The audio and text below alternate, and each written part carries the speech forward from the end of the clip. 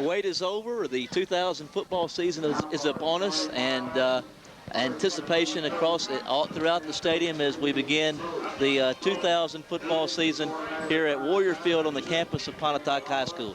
Good evening, ladies and gentlemen. I'm Patrick Blansett, joined by Bill Morgan and Paul Blansett as we welcome you to the start of the 2000 football season as the Bruce Trojans travel to Pontotoc to play the Pontotoc Warriors of Pontotoc High School. I'd like to bring in Bill and Paul. Guys, the much anticipated season is upon us. These two-a-days are over. These young guys are ready to play, and this is the experience, the reward of practice is playing games. That's right, Patrick, it is, and it's been several weeks now of heat and a lot of practice, and now these guys are ready to get it on the field for real here in real game situation tonight. And, you know, it's been hot enough, and as I heard one of the coaches quoted, it's time to get down to business now and see what we've got, and let's get started playing ball and get the 2000 campaign kicked off. Of course, Pontotoc has to remember last year thrashing over at Bruce at the hands of the Trojans, so we'll see, indeed, if that comes into effect with both teams losing a lot of seniors, Patrick, and you know, we'll see what the young guys can come up and do here in the 2000 campaign. Well, you're exactly right. Of course, last season, Bruce won handily. Last season in the season opener last year at Bruce. Both of these teams, of course, and both programs have pretty good storied traditions, and of course we expect nothing more, Paul, than a slugfest here to begin this 2000 football season. That's correct, Pat. Last year in Bruce, the first game of the season for both teams, I think it was the last Friday night in August for that particular football game as well. And Bruce, if I'm not mistaken, beat Pontotoc. I think the final score may have been 26-7, if I'm not mistaken. That may not be right. It was close, somewhere around that range. And, of course, Bruce lost a lot of good football players off that football team, Patrick. The Jackson kid, who was a tremendous skill position athlete. Chad Logan, one of the fine quarterbacks in Northeast Mississippi. It's hard to replace young men like that. But Coach Pope, in his first year here at Bruce, has a little bit of a job to do, but a football team, Patrick, if they can keep themselves from being a little bit banged up in this pre-divisional play against all these 3A schools they're playing against, should be a factor in their division. Both teams with some answers, some questions that need to be answered here early in the season before they hit division play. Of course, Bruce had an outstanding season a year ago as they made it to the North Half Finals as they lost to the eventual 2A state champion Boonville Blue Devils. Of course, I'm sure that there will be a factor again in Class 2A and divisional play. And, of course, never stray away from good competition as they play a good Pontotoc team. Out of division play, Bill, Bruce has always been noted for playing good people outside their division. Yeah, absolutely. When you take people like Pontotoc and some of the bigger people, Water Valley, some of the good 3A teams, yes, they always believed in that. The coaches did, getting them geared up for that tough division in 2A. So we're looking forward to that, and we would like to welcome the viewers in Bruce as well as Pontotoc. Of course, we got dual duty here tonight covering both schools, guys, and I tell you what a great way to get started off. These two of our traditionally stronger teams that we've covered in the last few years for TV7, and of course now Cable Channel 7 here in Pontotoc. Indeed, and we expect nothing but a barn burner, Paul. We expect both of these clubs to be quite honest. Both teams have a lot of questions that need to be answered on offense. That's the thing that is glaring, or the glaring thing. Both teams lost quarterbacks that were very effective a year ago. New signal callers for both teams on the offensive side of the ball, and as well as guys carrying the mail at the running back spots. Defensively, boy, we think both of them are going to be awfully good again. Whoever finds some answers on offense in this football game is probably going to be the winner of this contest and where this thing's going to be decided.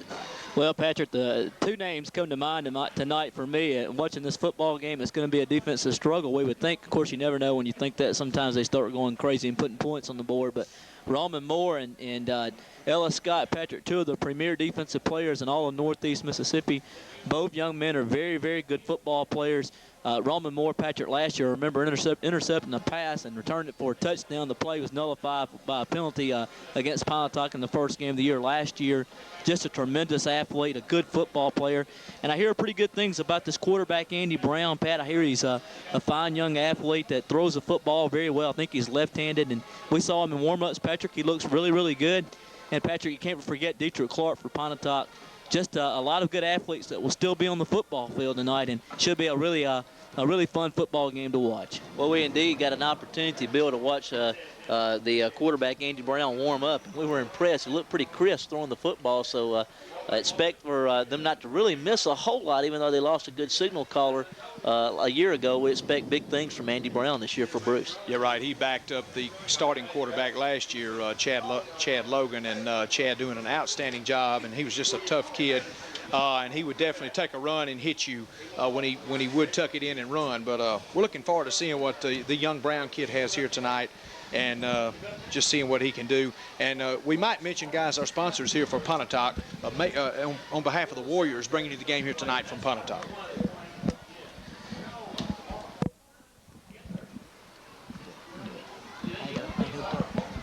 We want to thank Tudor Funeral Home with Buster Tudor here in Pontotoc, Jackson Implement Company, Montgomery Drugs, First National Bank here in Pontotoc, JB's Quick Stop, Russell Oil Company, the People's Bank,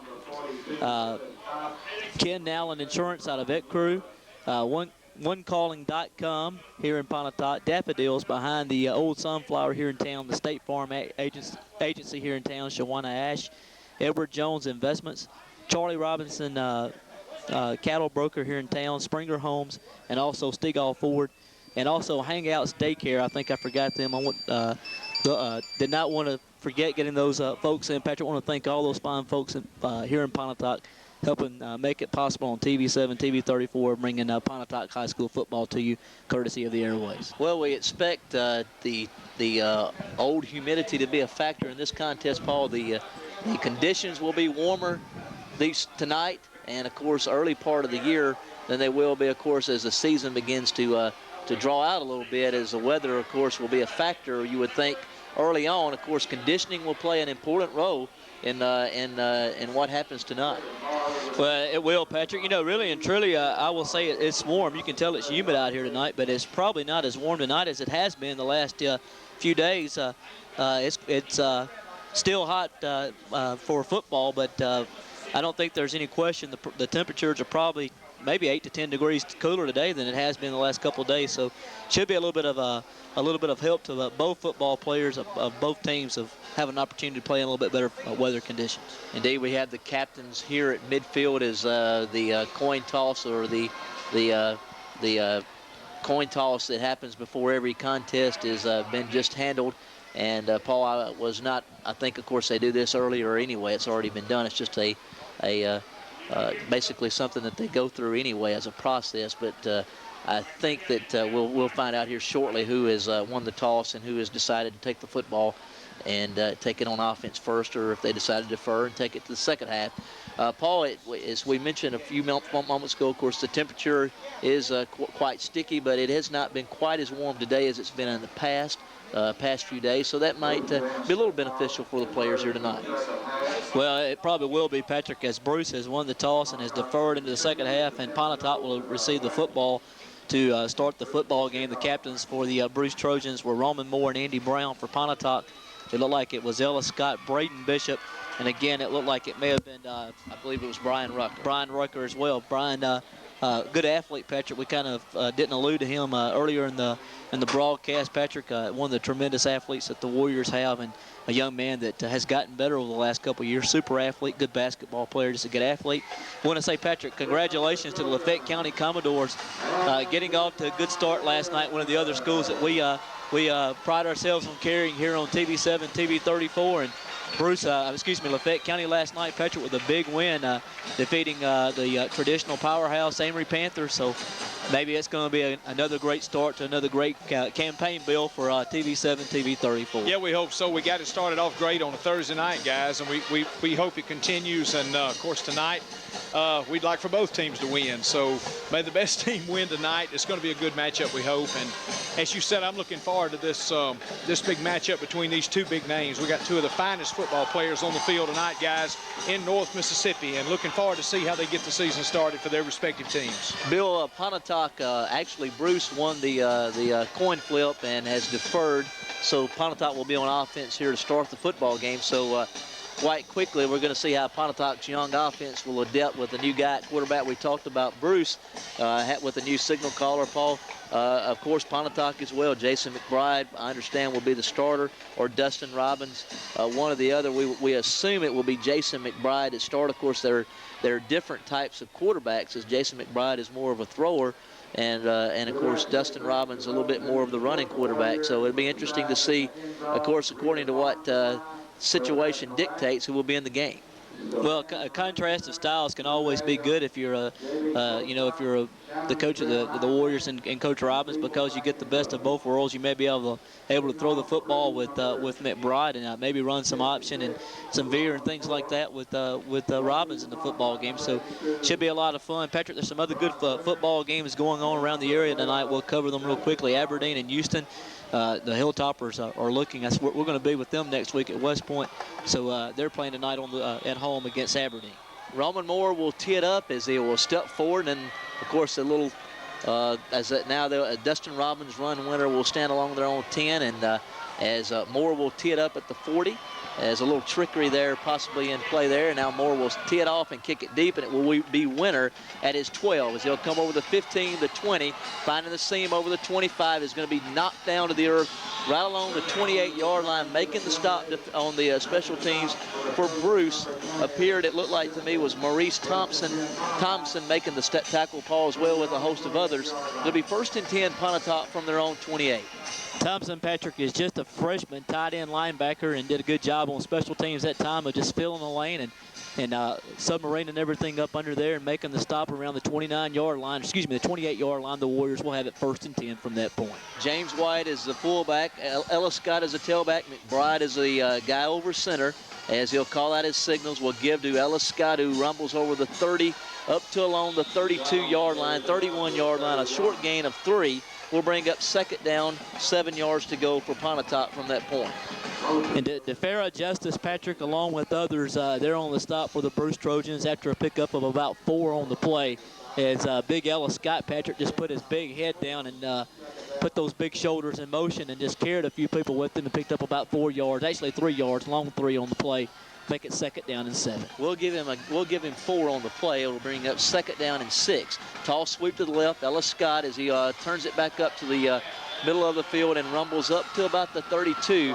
Good lateral pursuit defensively for Bruce. I believe, Paul, that Demetris Wright made the tackle defensively for Bruce. Good play coming up from his safety spot. I think that may have been said more, Patrick, that may have made the play that time for Bruce. Did a good job, Patrick, coming from his defensive back position and doing a good job of making the stop on the play. Will bring up a 3rd down possession play for the Warriors from their own 33-yard line. Rucker is the near side receiver. Winner is to the far side on the right side as of an I formation in the backfield behind McBride. As he will roll to his right, looking upfield, throws it in the flats. It's complete to White out of the backfield. He's over midfield, and he's going to be knocked down around the 44-yard line. It's going to be a 1st down as Pontotoc will earn its first down of the game, and a little like, Paul, just a little drag pattern from the fullback coming out of the backfield for a 1st down. Well, James White, Patrick, the young man that transferred to Pontotoc from Millington, Tennessee a couple years ago, did a good job of getting open in the flat and on the little rollout pattern. Did a good job of catching the football, picking up good yardage, and got a really good block from his tight end down the field. Patrick, Braden Bishop did a good job of making a little crackback block that time and helping him pick up extra yardage. Well, that was a gain of 25 yards on the pass play and a 1st down for Pontotoc, as they'll have same formation as Winter is the near side receiver, as Ellis Scott is the tailback in the backfield. Will rumble up to about the 40-yard line. I think coming up to make the play defensively for Bruce. Looked like it was Justin Ware from his defensive tackle spot. Nice play by Ware from that tackle spot of just sliding down the line of scrimmage and making the play. And Patrick, when you look at the Bruce defense and you look at the Bruce Trojans overall, if you look at their roster, Patrick, what really is something that looks intriguing to you is all the underclassmen on this football team. There are a lot of young football players that Coach Pope and his staff are playing. The future looks nothing but really good for that program. It always does anyway. Toss sweep to the left is this Ellis Scott. He looks like he's got the corner. He's over the 40 inside the 30, and he's finally ran out of bounds right along the 23-yard line. A flag as well comes in a little bit late. It might have been grabbed around the face mask area. We'll just have to sort this one out. A nice gain of some 16, 17 yards on the play and a 1st down, but we'll have to wait and see what the official indication is from the officials on the field. You know, that's going to be an interesting call because I believe they may get Ellis for he's trying to put a nice little stiff arm on the defensive player for Bruce, and I believe he may have grabbed the face mask. We'll just have to see if he grabbed the mask or not.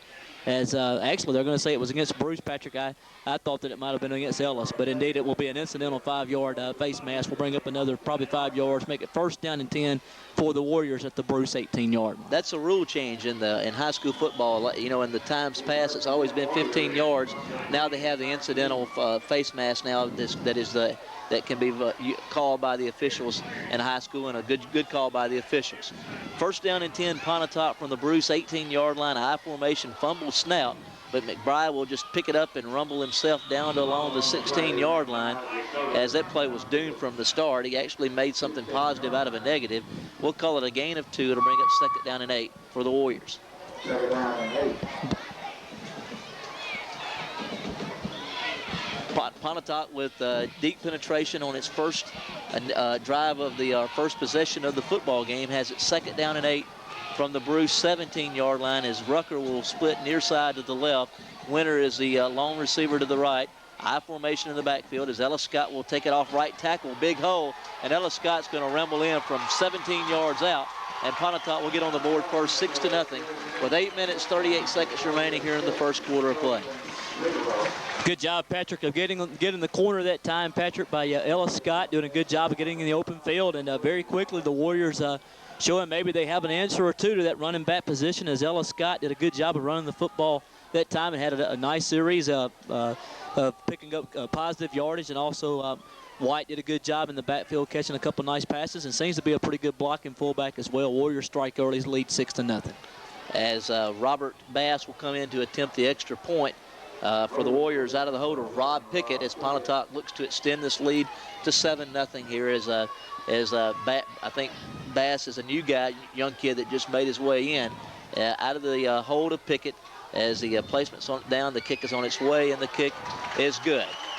8 minutes 38 seconds left in the first quarter of play. Pontotoc draws first blood. Pontotoc 7, Bruce 0. Will return after this message from our sponsor.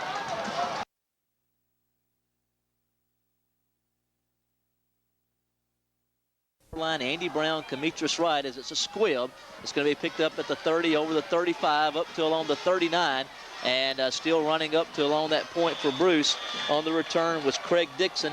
Good field position, a good job of returning the football by Dixon, as Bruce will have its first possession of the football game, 1st and 10 from its own 40-yard line, and Andy Brown and company will get their first chance. Man, Dixon really looked good on the kickoff that time, Patrick. The young man just refused to go down and picked up very positive yardage as he got up to the 40-yard line. Super field position for the Trojans, as we'll get to see Brown play, Patrick, 1st down 10 from their own 40-yard line. Looking forward to this young man, seeing what the young man has an opportunity to do.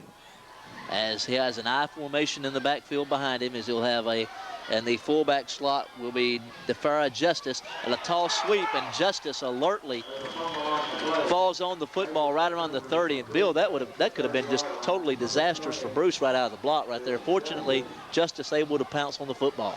Yeah, a big loss in yards, but a very big break there for Bruce, and a tough break for Pontotoc. They could have had great field position and been in great scoring position again. Just a miscommunication that time. Looked like he was that he and the halfback, Brown and the halfback, weren't on the same page, and he looked to pitch the football. Nobody was there, and then I think when he pitched the football, just very alertly, somebody was able to get on the football and like you said, Patrick, avert disaster, even though it was a 10-yard loss. Tall sweep to the left, as it's going to be the tailback over the, actually going to lose a yard or two in the backfield as he's hit by Ellis Scott. The tailback was Demetrius Wright. Wright, unable to get back to the line of scrimmage, will be dropped for a 2-yard loss, and it will bring up 3rd down and 22 yards to go for Bruce. And definitely not at the position that you really want to be in with a young quarterback and a lot of new faces on the offensive side of the football. Splitting wide to the right will be Cedric Moore.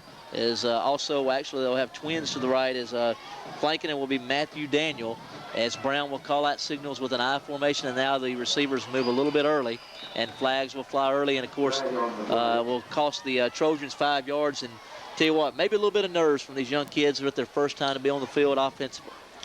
Well, legal motion penalty, and as always, Patrick, the first couple games you're going to have more penalties because they're not as crisp, they're not in mid-season form, and so it's going to take a little while for both teams to kind of get over the nerves, as you said, and plus kind of get on the right page because, these young guys have been going at it for the last probably 3 weeks or so in some major heat, but first competition of the year, so there's going to be a few penalties tonight. There always is in the first football game. Twins to the left as he'll have an I formation in the backfield behind Brown as he drops straight back, now rolls to his left, throws the ball in the middle of the field, and it's going to be knocked down by Dedrick Clark as the pass looked like it was intended for Daniel. His split end will be incomplete. Good job right there by Dedrick coming there and knocking that one down, and it will bring up fourth down and 26 for the Trojans, and they'll be forced to punt the football away as Pontotoc will employ Ron Winter around midfield, and a good job there by Dedrick Clark defensively. Good job by Dietrich Patrick, as he did a good job of getting in the position to make the play on the football and preventing the ball to get to Daniel, and we'll bring up a punting situation for Bruce. Bill Burnett will step forward, and looks like he's hit a little bit as now it's picked up by Winter right around midfield. Now he looks for a block. Eludes a couple of would-be tacklers inside the 40, inside the 30, inside the 20, down inside the 18. And a heck of a return right there by Ron Winter as will be set first down and 10 Pontotoc from inside the Bruce 18. A real nifty return, and missed a couple of would-be tacklers or eluded a couple of would-be tacklers and scampered down the field some 31 yards on the return from Ron Winter. What a tremendous play that time by Winter, Patrick, as he fielded the ball on the bounce and made a young man from Bruce miss him after initial contact. Young man got his hands on him, and then he made a couple nifty moves as he cut the ball back up the middle, got a couple good blocks, and a nice return of about 30 yards. As it'll be first down and 10 as Pontotoc will give it to their fullback, James White, who's down inside the 15. A gain of about 4 on the play. Will bring up second down and 6 yards to go for Pontotoc as the long back in the backfield for the Warriors. White picks up 4 on first down as it'll bring up second and 6 for the Warriors. And DeFera Justice Patrick was a young man for Bruce that was there and stacked everything up and did a good job of basically keeping him to a minimal game as White got maybe a couple, 2 or 3 yards on the play. Good job that time by Justice. Second down, we'll call it 7 yards to go as a toss sweep to the left is actually Dedrick Clark. He's going to be wrestled down right along the 15. Good lateral pursuit defensively by the big defensive tackle, Roman Moore. I got a feeling we'll call his name some more, but the guy made a big play right there defensively. What a great athlete, Bill. Roman Moore is just a young man we talked about before the game started. A young man that has an opportunity to have a super senior season, and we're really pulling for him. We'd like to see him do a good job. Yeah, guys, for his size, he really can run. He's very quick on his feet, and he really came on strong last year. We look for big things from him this year. High formation in the backfield behind McBride as he's going to give it to Dedrick Clark.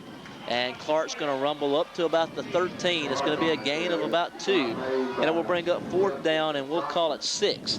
As the Warriors will be faced with a decision here. And again, Patrick, Justice and Thompson, the 2 young men there on the stop for the Bruce Trojans, did a good job of keeping it to a minimal gain on the play. It should bring up a fourth down. Coach Robinson and his staff will have to think about this one as they'll call a timeout. Timeout on the field, and we'll take it with them. Actually, we're going to read this from our sponsor here, Paul, actually Bill. If you give us an opportunity to give us a break and let you have it. All right, guys, appreciate that. We'd like to remind you, Pizza Palace on the Square in Bruce. Make your Friday night football special for your family, whether you are at the game or watching it on TV. Be sure and go by Pizza Palace for your favorite fresh hot pizza made by Pizza Bill. Hot lunch buffet served Monday through Saturday. Come on along and go where the fans go. Pizza Palace on the Square in Bruce. Call 983-4330, and it will be ready and waiting for you, or they will deliver in the city limits. That's Bill Cockles and staff for many years on the Square, same location, Pizza Palace. It's the best. Pizza Palace on the Square in Bruce. Proud to be a part of the Bruce Trojans right here tonight. And also, let's mention, Patrick, a few more Bruce sponsors while we're at it here. Dr. Bruce Longus and staff. He is the physician for the team at Bruce Family Medical Clinic on the Square, a proud sponsor. Merchants and Farmers Bank on the Square in Bruce. Tommy McElroy and staff would like to invite you by. They're proud to be a part of the campaign. Bunny's Pageant and Formal Wear on Highway 32 East in Bruce, just across from the old high school auditorium. Bonnie's Pageant and Formal Wear for all the homecomings and all the events coming up. Go by and see Bonnie Tunnel today. Parker Brothers Trucking in Derma, always proud to be a part of the sports in Calhoun County. Parker Brothers Trucking for all of your used and new truck parts. They have them all in a huge warehouse and a huge wrecker, brand new record at Parker Brothers Trucking. And also Kelwood Factory Outlet Store in Calhoun City. Kelwood Factory Outlet and Kelwood Company, proud to be a part of the game here tonight from Pontotoc. Go by and see all the latest fall fashions at Kelwood Factory Outlet Store. And boy, that's a mouthful there, Patrick. I'll get a few out and we'll get some more later. We thank all of our sponsors for bringing us action here tonight. You think those guys would deliver to us in Pontotoc in that pizza place? You got an extra 5 or 10 on you? I could eat. 4th down, 4 yards to go for the Warriors from their Bruce 13-yard line. A big play here in this football game early. Bruce defensively really would love to have a stop. We have a toss sweep to the right as Ellis Scott trying to get the corner. Looks like he's going to do so, and will get inside the 5, down to along the 2. I believe, Paul, he's inside the 1. Actually, it's going to be 1st and goal for the Warriors from right along the 1-yard line as they couldn't string that thing out. And that big fella got that movement going north and south. A big guy and a hard guy to bring down when he does that. And a 1st down for Pontotoc. Basically the same play they scored the touchdown on, Patrick. Just a little toss sweep to the right side, and Ellis did a good job of just making a few people miss, and just kind of he was really patient waiting on his blocks as they developed. And Patrick, the one thing that I've been real impressed on here in the first quarter from Pontotoc has been the blocking from the fullback, James White. From the fullback position has really done a good job of opening up some holes and some avenues for the backs and the offensive line as well for them to run through. Bry will give to Dedrick Clark, and Clark will plunge over from 1 yard out as Pontotoc has put 6 more on the board and moved their lead out to 13-0. 4 minutes, 33 seconds remaining in the first quarter of play with the PAT pending. And quite frankly, that was all set up via the punt return from Ron Winter. Paul Ron Winter scampered some 32 yards on the punt return, and that was the thing that set this drive up. Big play by Ron Winter on special teams, and quite frankly, one of the major factors in deciding a football game a lot of times, and Pontotoc makes a big play on special teams. Bass in to attempt the extra point. His kick is on its way, and it hits the crossbar and squeezes through, and good. Pontotoc 14, Bruce nothing. Will return after these messages.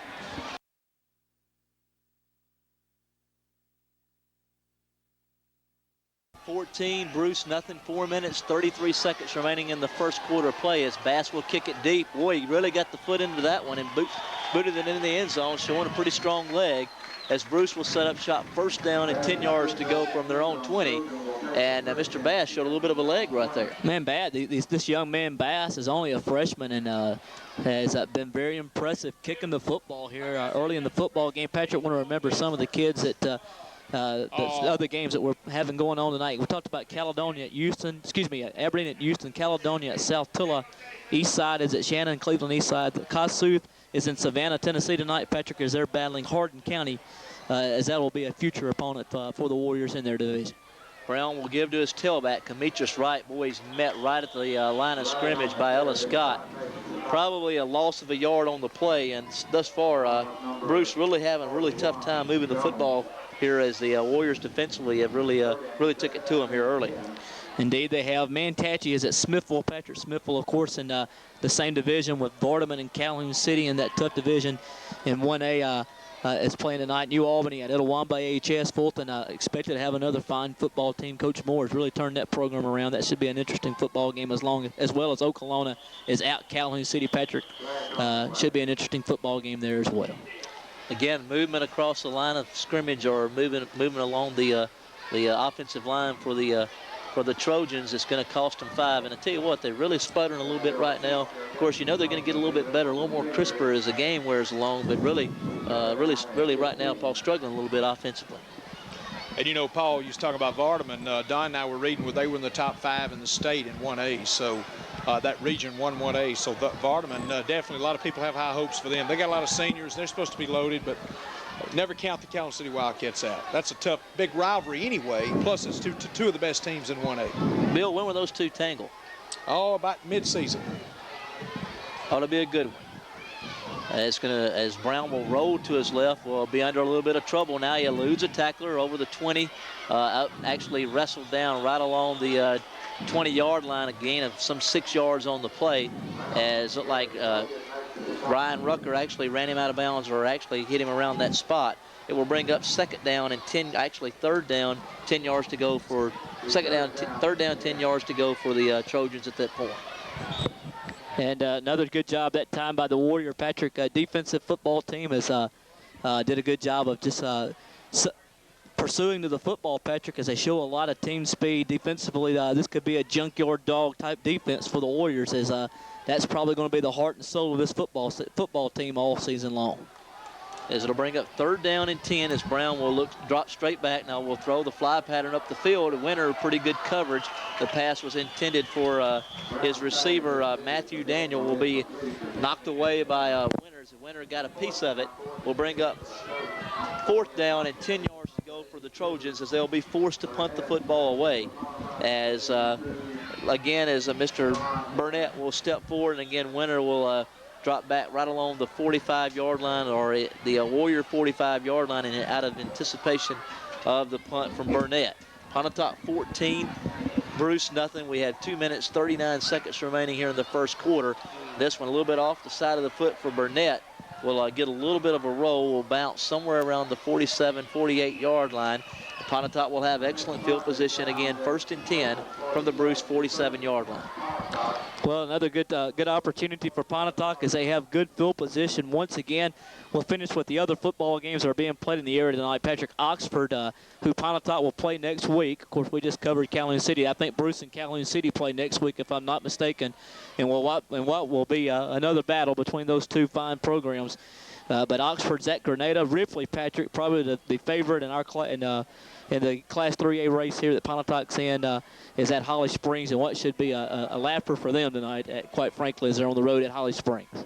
As McBride will give to the tailback is for the Warriors over the 40 down inside the 39 on the carry. New face for the Warriors, Jeff Kirk. Kirk finding some positive yardage on 1st down, a gain of some 7 yards on the play, actually a gain of 8. We'll call it 2nd down and 2. We'll call it 7.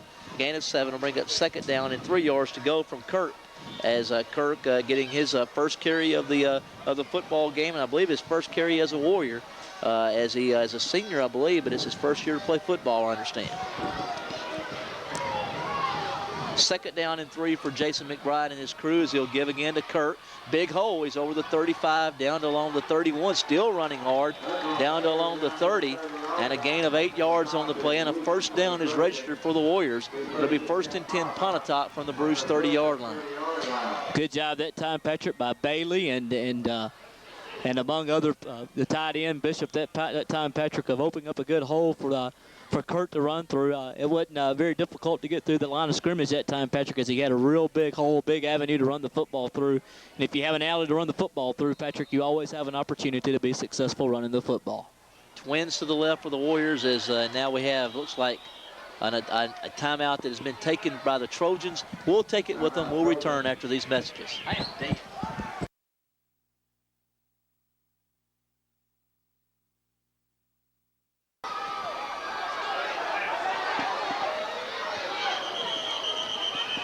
And we return again to action. Jeff Kirk again on the carry. Kirk will rumble inside the 25, right along the 25-yard line where he's ran out of bounds. A gain of 5 again on the play for Kirk. As according to some young men I talked to, Kirk is I talked to Dedrick Clark. He told me he thought that Jeff was the fastest player on this team. So the young man that they were able to get to come out and play football, he's played well thus far early in the game. Well, they're going to need him as a speed back, Patrick, in some of the games they'll have later on in the year because, Ellis and Dietrich both are fine running backs. They're good athletes, but they need someone that brings something else to the table, and maybe this young man will be somebody that can do that for them. Again, it's going to be Kirk on the carry, and Roman Moore comes up to drop him for about a 2-yard. After a 2-yard gain, he also had some help from Willie Malone, a junior. Both of those young men converged on the tackle. Will be a gain of 2. It'll be 3rd down. We'll call it 3 yards to go for the Warriors here from the Bruce 23-yard line, as the Trojans right here really could really ill afford right now to yield any more points. Really need to come up and make a defensive stop right here.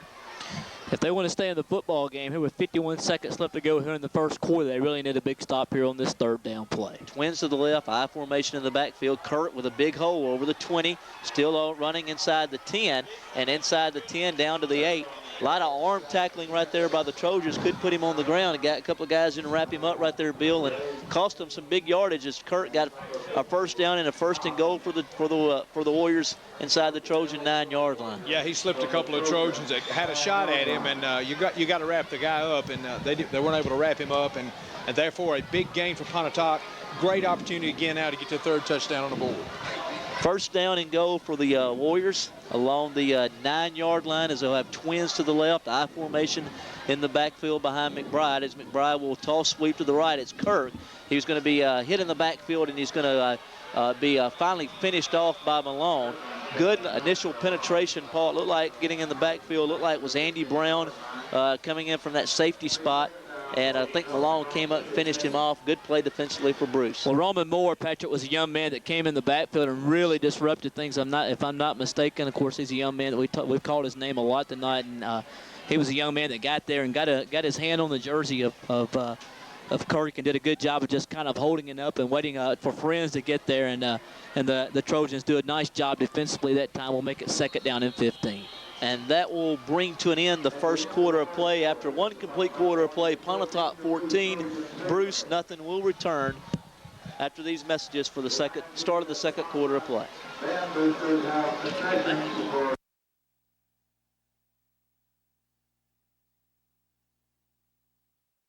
And we begin the second quarter of play. We got movement across the line of scrimmage, and it looks like that someone a little bit early across that neutral zone for the Trojans. Well, that's a costly penalty right there for Bruce, as they had them backed up right there a little bit, Bill. Now they give them the 5 yards right back on the offsides against the Trojans defensively there. Yeah, you never want to see that, but you know it does happen early in the season, especially when you're trying to get worked into actual game situation, and there's another costly mistake there. Full house backfield behind McBride as he'll have it 2nd down and 10 to go, as Big Dedrick Clark will rumble inside the 5-yard line down to along the 4. We'll call it a gain of 4. We'll bring up 2nd down, actually 3rd down and goal from the 4-yard line. A gain of some 5 yards. Well, actually, we'll call that he marks it back to the 6. So we'll call that a gain of 3. And it will be 3rd down and goal from the 6-yard line for the Warriors, as trying to put points again on the board here early in the second quarter of play, leading 14-0 here early in the second quarter of play. Dedrick Clark is the tailback behind Ellis Scott and Westbrook, as it's going to be Dedrick, and he's going to be hit in the backfield and dropped. As coming up to making the play defensively for the Trojans, looked like came up making the play for them, Paul, I believe, was DeFera Justice from his defensive end spot, as well as some help. If you could help me out, maybe tell me who else got in on that tackle. Not really sure, Patrick. I wasn't able. I was kind of, from my vantage point, wasn't able to pick up the young man that made the play. But DeFera Justice was the young man that made initial contact. The play before that, Patrick, Jamison Evans made a fine play on Dedrick Clark as well. And 2 young men. It looks like Justice is only a sophomore, and Evans only a freshman. Patrick, Bruce playing a lot of young folks on defense, and look like they have a lot of good young-looking athletes. Bass will be in to attempt a 28-yard field goal out of the hold of Pickett. The placement's down, and kick is on its way, and the kick is good. Well, that young man has a very, very strong leg, as he booted that one through the uprights and had some room to spare.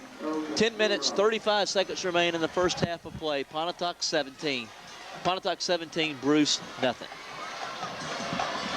And real quick, before we take a break, we'll let you know that Step Saver Pharmacy is a proud sponsor here of the Bruce Trojans. Andy Stepp and staff just off the square. And also Classic Exteriors in Houston. Gene King, vinyl siding. Classic Exteriors of Houston. Proud to be a part of the game here today. We're going to take a break and be back right here on your local Sports Connection. You stay with us.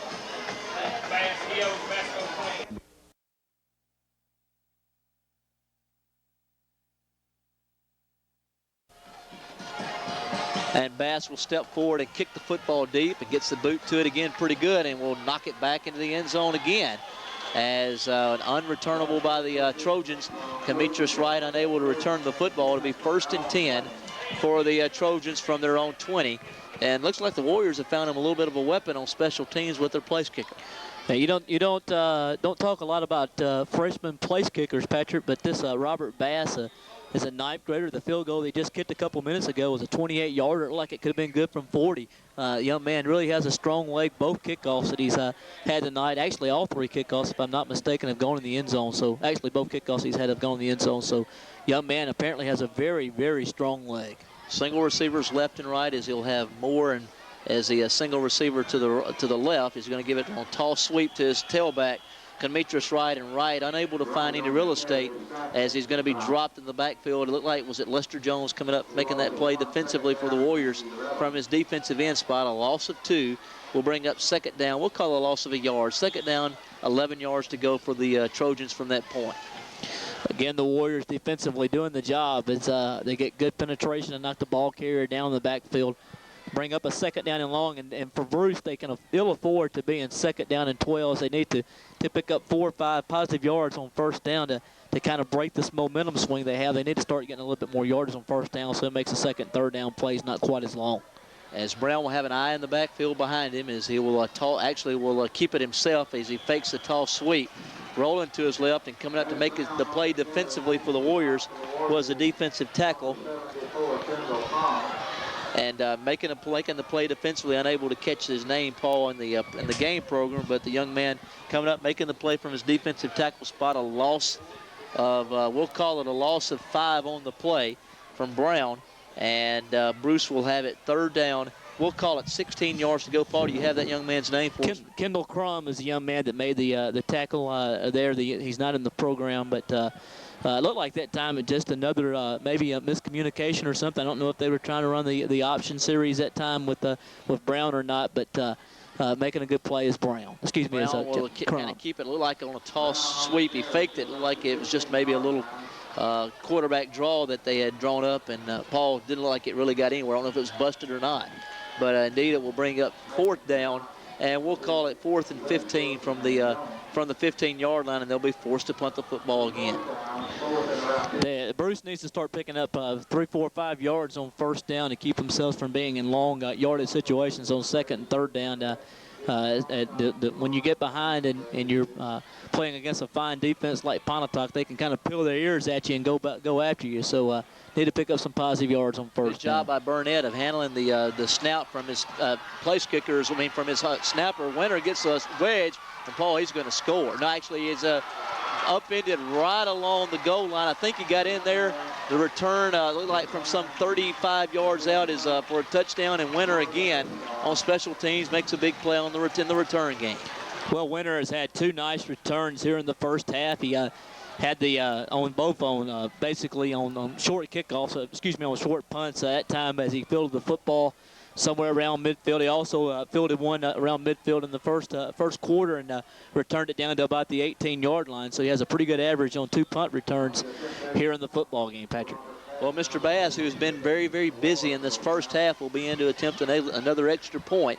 8 minutes, 13 seconds remaining in the first half of play, as he'll anticipate the hold out of his holder Pickett. His kick, it's on its way, and it's good. 8 minutes, 13 seconds remaining in the first half of play. Pontotoc 24, Bruce nothing. Will return after these messages.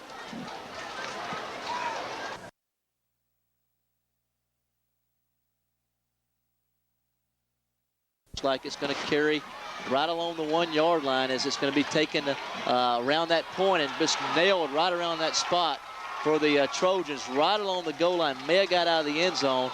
Looked like it was Demetrius Wright.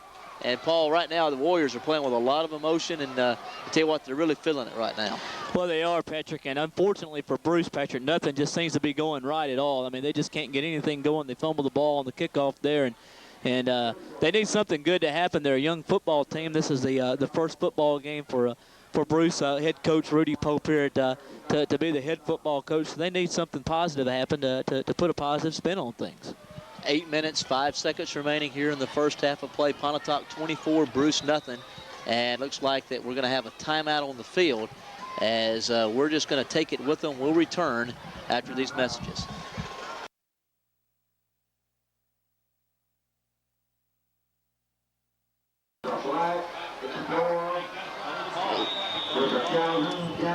And we begin the play as Justice on the dive play from his fullback spot. Nice positive yards, found a good opening right there on the over between his center and guard, and picked up some 7-8 yards on the play, and a first, and actually, well, we'll bring up second down, and we'll call it some 3 yards to go for a first down. Nice job of running with the football by Justice. And that's exactly what Bruce needs to have happen. Unfortunately, he fumbled the football at the end of the play. I think he got it back, but that's the first really big positive play they've had. 7 yards on first down. They need a few more of those to just kind of get some confidence here. Well, they really need to get their wheels underneath them right now. Like you said, a lot of young players on the field need a little something positive to happen to them. And just as soon as they have a nice play, Bill right here, allowed a gun guy here from, moved a little bit early out of his stance out of the offensive guard spot there. Yeah, you got a lot of young guys, as you said, Patrick, playing on this Bruce team. And, they're going to make some mistakes here, especially early on. But maybe as they continue, they'll get that game experience and begin to settle down a little bit, hopefully, here right after this first game. Maybe the second half they can come out and be a little more poised, because they really struggled here in the first half. That's the 4th motion penalty, or the 4th illegal procedure against the Trojans here in the first half. Bring up second down and 8 yards to go from the Pontotoc, or from Bruce from its own 4, as he'll give it to the tailback and find a little bit of a hole back up to the original line of scrimmage from where the penalty was whistle from is Demetrius Wright doing a good job finding 5 yards on the play. We'll bring up third down and 3 yards to go for Bruce from that point. Big possession play for the Trojans right here. Really need a first down, keep this drive going, keep their offense on the field, and try to put some first downs together and try to somehow register some points if possible here, as we're midway through the second quarter, or actually midway through the first half of play. I formation in the backfield behind Brown, as actually they've switched quarterbacks. It looks like now, Paul, looks like Chris Bean has taken over at quarterback, as we got moving along the line of scrimmage again, and again looks like we're going to have motion or someone coming up a little early out of their stance from on the offensive line for the Trojans once again. Well, just a little overzealous again that time, Patrick, is offensive. Offensively, they're having a little bit of a difficulty with motion penalties. I think that, like you said, maybe the 5th one they've had.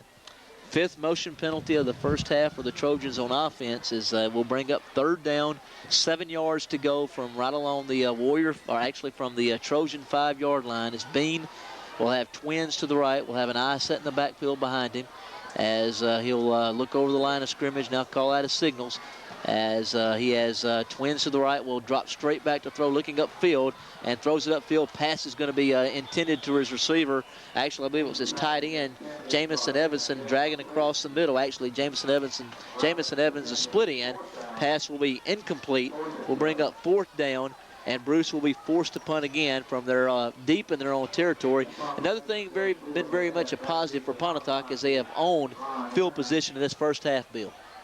Yes, they have. They have just dominated here and kept great field position. And Bruce has just, like you said, not been able to get the wheels turning here in the first half. They're definitely going to go in and regroup here at the halftime. It'll be interesting to see what Coach Pope has to say to get his team back into this ball game. Burnett will step up and punt the football once again, and Winter will call for a fair catch right along his own 28-yard line. And again, Pontotoc with outstanding field position will have it 1st and 10 from the Trojan 28-yard line.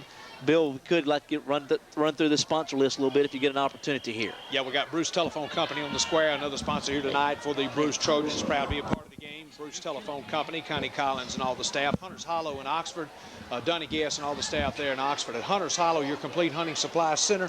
Go by and see them today. He has a huge selection of camo and guns and archery equipment and all at Hunters Hollow in Oxford. Also, Weeks Big Star at Highway 9 and 32 intersection in town. Weeks Big Star and Bruce, Eric and Mary Weeks and all the staff are proud to be a part of the game here tonight as well. Weeks Big Star, always a proud sponsor of the Bruce Trojans. Grisani Rebel Motors in Oxford, proud to be a part of both the teams here tonight. Go by and see Dino Grisani and all the staff for the 2001 models that are on the lot now. Grisani Rebel Motors, your Chevy GM dealer for the Oxford and Ole Miss area. Also, Pontotoc Electric Power Association in Bruce, Smokey Bearfield, and all the staff are proud to be a part of this game here tonight and providing the latest in electricity needs from Pontotoc Electric Power Association. Weyerhaeuser Company. Weyerhaeuser, a key industry in our community, employing over 250 people and their families. Weyerhaeuser Company, where money grows in trees. And Bruce Furniture Industry, a Clauser Company. Gene Welch and all the staff at Bruce Furniture Industry. Proud to be a part of the game here tonight from Pontotoc. Bruce Furniture Industry, a brand new facility, of course, on Highway 32 West. Thanks to all of our fine sponsors here tonight for the 2000 season. We appreciate each one of them. Patrick. I formation in the backfield behind McBride. McBride has played awfully well. Paul, of course, the offensive front doing an awfully good job here, opening up holes for these running backs for the Warriors. And, of course, Pontotoc been very crisp offensively here early in the game. Well, Finch, Bishop, all the offensive linemen for the Warriors, Patrick, here in the first half have really controlled the line of scrimmage and offensively have played well. Jonathan Crenshaw, Jeremy Ray, Mickey Ward, Paul Bailey, and Eric Finch, as we called earlier, Patrick, have just really done a really fine job of just controlling the line of scrimmage. Kirk off right tackle will pick up a yard or two on the play, coming up to spill him at that spot, Bill Burnett, as we'll give that a gain of 2 for Kirk. And Paul, the young man, Kirk, has had a pretty busy,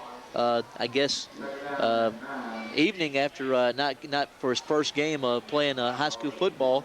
Doing a good job finding some positive yards right there. It'll be a second down and 9 yards to go for the Warriors, as it'll be Westbrook on a rare carry as the fullback will get back up to the line, along the 26-yard line. We'll call it a gain of 2. We'll bring up third down, 7 yards to go for the Warriors from the Bruce 26-yard line. And Roman Moore and Demetrius Wright both did a fine job of stacking everything up that time, Patrick. And again, making the play on the football. We'll go very quickly over the other football games tonight. Tishomingo County is here in the county tonight, Patrick, and they're playing South Pontotoc.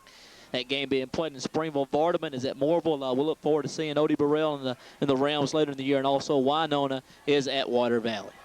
As it'll bring up third down and 7 as McBride will roll to his right, looking upfield. He's got a receiver that's got behind the secondary right there. Looked like Brian Rucker had gotten free, and looked like the DB for Bruce might have got a hand on the football. Looked like Daniel might have got a piece of it. Pass will fall incomplete. Will bring up fourth down and 9 yards to go. Good play by Daniel.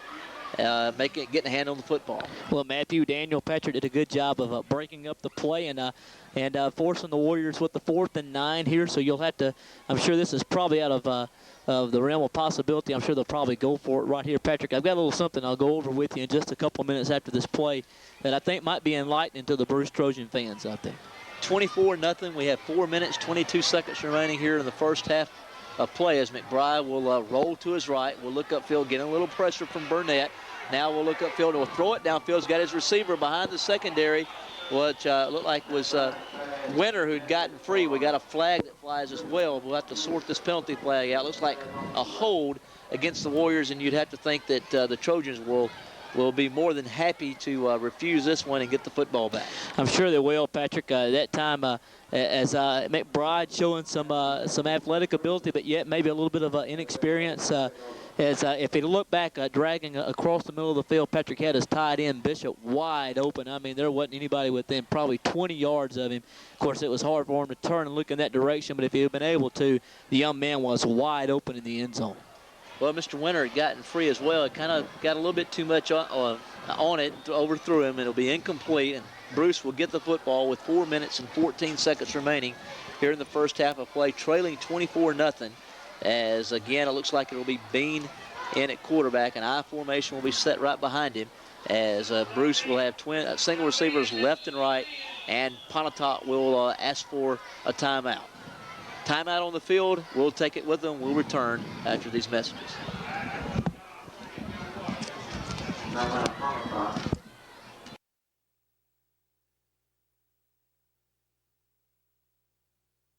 That's all that remains here before halftime. Patrick, Pontotoc leads 24-0. As it's going to be a give to the tailback, Demetrius Wright. Wright will find yards up to along the 29-yard line. We'll call it a gain of a yard. We'll bring up second down, 9 yards to go for the Trojans. As looking over here at the statistically for the Trojans, Paul, I haven't made a tally, but right now, Paul, they've got negative yardage here offensively in the first half. Need to put something together here to get some continuity offensively going into the down the stretch here of the first half of play, to have something to build on, getting ready for the second half of play as they trail 24-0. 3.5 minutes remain here in the first half of play. Second down, 9 yards to go for Andy Brown as once again he'll have single receivers left and right. I formation in the backfield behind him, and the ball pops free, and Brown will alertly fall right on it. Looked like that for the Warriors making the stop coming up, Rob Pickett making the play and stripping him of the football. It like he was sprinting out to the right. Paul looked like they were setting up something to that side, and Pickett just got a hand on the football, knocked it free. Pickett was a young man that got his hand on the football, and fortunately for Bruce Brown, able to pounce back on. Let me kind of cover something, Patrick. Of the 48 roster players that are on the Bruce roster right now, I did a little tallying a couple of minutes ago. They only have 7 seniors, and so they're a very young football team. After this next play, I'll kind of go over something else.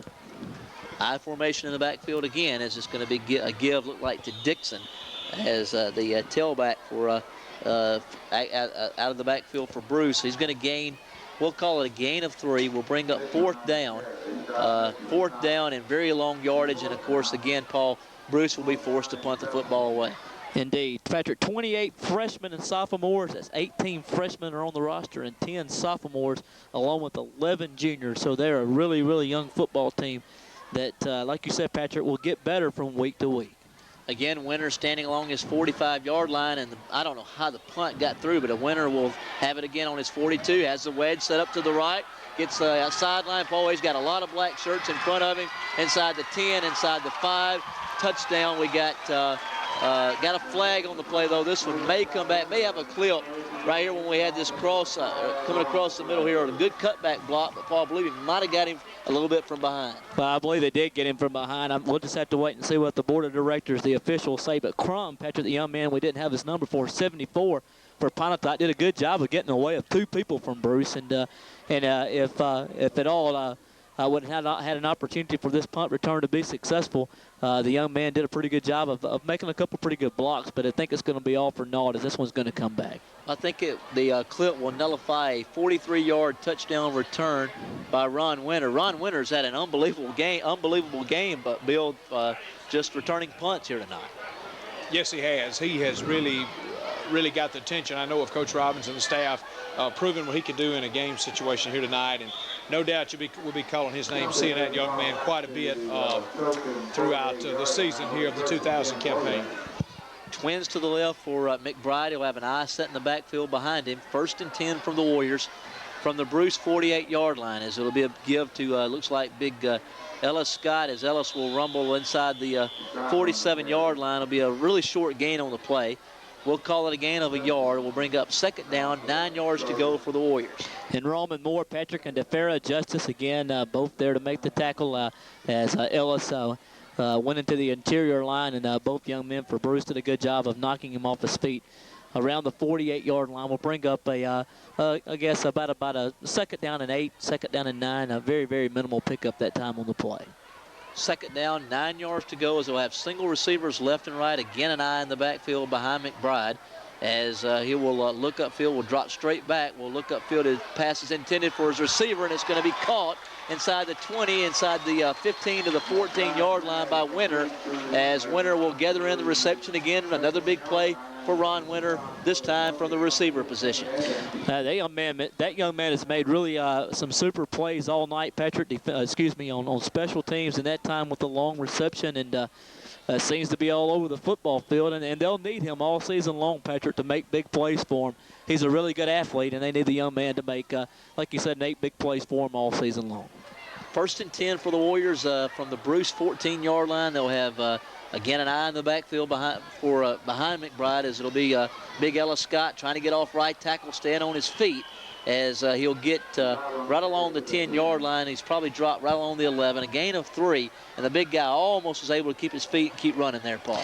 And Patrick, Chris Knox, the junior defensive tackle, got him by his ankle tops and basically just got a piece of him and slowed him down. That was probably the only thing that may have averted him from probably getting into the land of milk and honey. 38 seconds remaining here in the first half of play. Pontotoc 24, Bruce nothing. Is Pontotoc knocking on the door. Bill, right here, you'd have to think that they'd like to put another score here. Of course, we know they'd like to put another score on the scoreboard here as we go into the waning seconds here of the first half of play. Bruce would really love right here to put the clamps on them and give their team a chance to remain in this football game. Yeah, right. You're talking about a stop. Bruce needs a stop. They need a turnover, an interception, something to get it swinging in their direction. But they've really had a tough time here in the first half. And really, Pontotoc has protected the football very well and kept the football. I don't know if they've even had a turnover, but the Trojans are needing one in the worst way.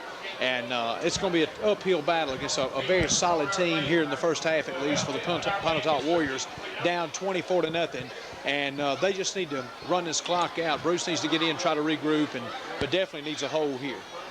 It'll be 2nd down and 7 for the Warriors when we resume action. And Paul, it looked like the Warriors awfully close right there to springing Big Ella Scott on that last play. Nice open field tackle, as you mentioned a moment ago, by the tackler from Bruce right there. And it'll be 2nd down and 7 for the Warriors. 38 seconds remaining here in the first half of play, as we'll have a split backfield behind McBride, as McBride will roll to his right, looking upfield. Pass is going to be intercepted, as making the play defensively for the Trojans was Maurice Thompson, and that was the turnover, Bill, that you were looking for. Exactly. That's what they need. Unfortunately, 31 seconds to work with, but it does stop the scoring threat for Pontotoc. So something positive there to go into the halftime. Bruce did get the interception. That is something they can talk about. Something to build on that time, Patrick, for the Trojans, as that will prevent the Warriors from getting in the end zone. And Coach Pope and his staff, they're just looking for anything positive. I don't know if they even had a first down here in the first half. So quite frankly, that is something that they can take into the halftime intermission and feel pretty good about. Well, without question, the only positive play that they've had thus far in the game is indeed a big play defensively by Thompson, as looks like the Trojans are just going to be content right here to take this one to the half.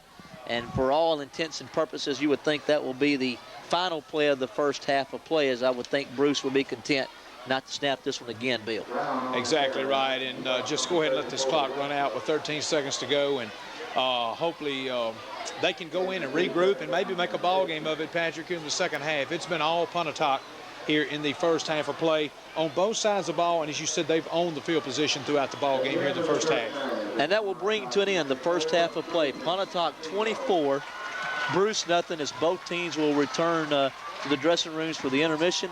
And we're going to have some halftime entertainment from the Pontotoc Warrior and Bruce Trojan marching bands, as well as a little bit of conversation, of course, from Bill, Paul, and myself here during halftime. Again, Pontotoc 24, Bruce nothing. Will return after these messages from our sponsor.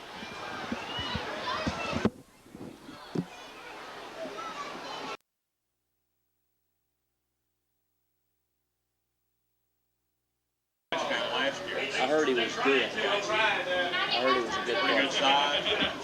What time y'all play? What time do y'all play? 8 o'clock. We play the second game. Pearl and Clemson play at 5 or 5. Well, I'd like to see Clinton play. Huh? I'd like to see Clinton play. They've got some studs they got here. Y'all don't play Clinton this year, do you? Out of division play, do you? Who's two play? They got Brandon. I'm not talking about division games. I'm talking about non-division. Who they got out of the division? All right, we got Louisville, then we got Amory, Blair, Shannon, and then the division starts. So they just got a few non-division games. Yeah, we got seven division games. And, 4 non-division. They must have a non-division game inside their division play somewhere scattered. no. So they had 7 straight Brandon, weeks? Louisville, Amory and Shannon. You're right. Okay, I got you. and then 7. They play Shannon at home, Yeah, we and you play Amory there. what? I wasn't really County put Amory. I wasn't surprised about that. Oh, really? Lafayette County's got a good football team. Yeah. They have a good football team every year. But I think that they have, last year they made the playoffs. I don't think they were, hey man, how's it going?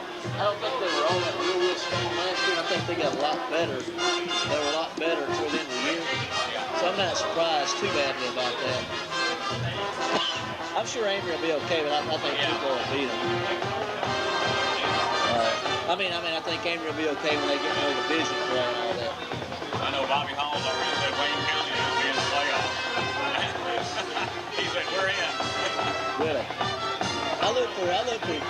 Bruce. Yeah. I mean, I look for them to be a good football team. Amber still, but Shannon and Houston, I think, are better. Well, Pontotoc looked sharp in the first half. Push that number 82. Ron Winner. Good little athlete. Yeah, he is. I tell you what, a couple of times he'd wait on his blockers on those punts. Yeah. He'd have walked in. He's a good little athlete. Yeah. That was the thing that concerned me about it, because I still am not really sure, because I'm not sure how good Bruce is. I think Bruce lost it. Yeah. I really don't know if this is a good indication.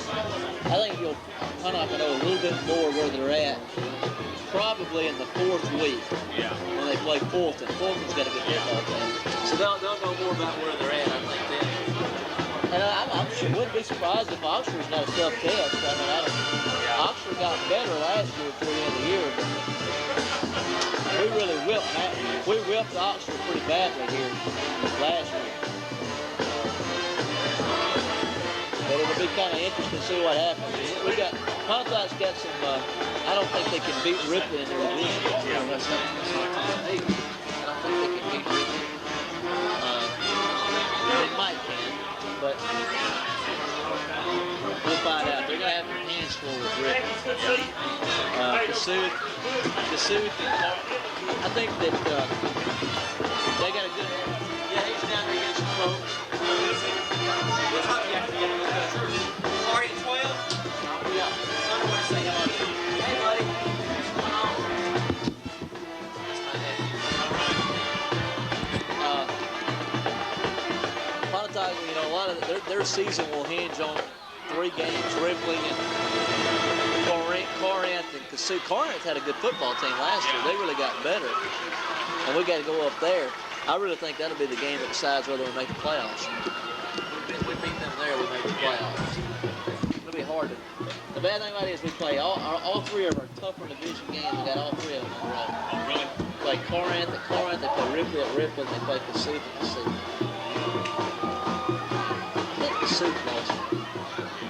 So I think we'll go for a beat them. Y'all put the ball here. All 11 Pontotoc games will be done, but Paul and I will do probably. Bill will have to tell you that. It's a weird sort of picky. Okay. That's all right. I would imagine. Ladies and gentlemen, we'd like to remind you once again about the new state law in effect forbidding tobacco use of any kind on school property.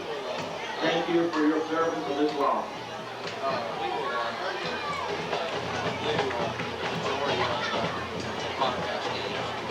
He's got another couple of guys. Me and Paul are kind of like this. What do you call it? He told us today next week we're going to do West Point, Houston. Well, I got to figure we'll do about 6 or 7 Pontotoc games. We'll close around. So we've got some good the guys. Ladies and gentlemen, please welcome to the field the Pontotoc Warrior Marching Band under the field direction of drum major Elizabeth Pierce. The theme of tonight's performance is international dance music, which includes boogie down and Brazil, and will close with the Warrior Fight Song. Soloists tonight are Gary Judon, Daniel Payton, Chris Crump, Brad Griffin, and Michael Franklin. He's got to get those Houston games, but he's not able to be there. So you got a daughter, what grade? She like it? Yeah.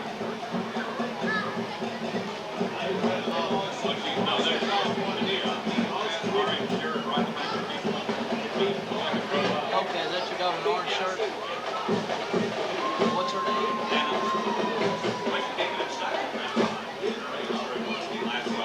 Oh, really? I was there. I didn't know who she was. But I saw the race. So she's pretty proficient running across country.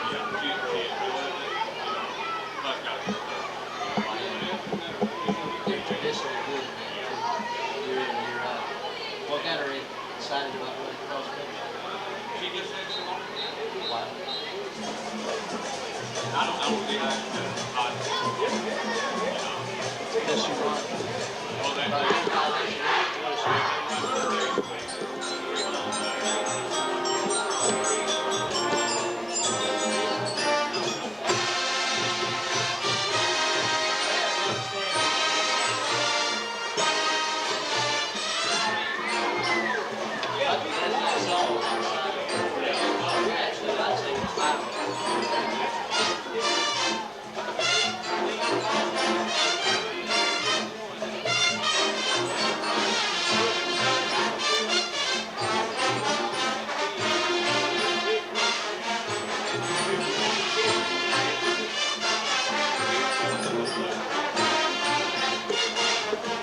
do you feel about it? What about two little teams? What do you feel about it? I haven't heard You got a lot of you guys. A lot of you guys. We're going to start at the quarterback.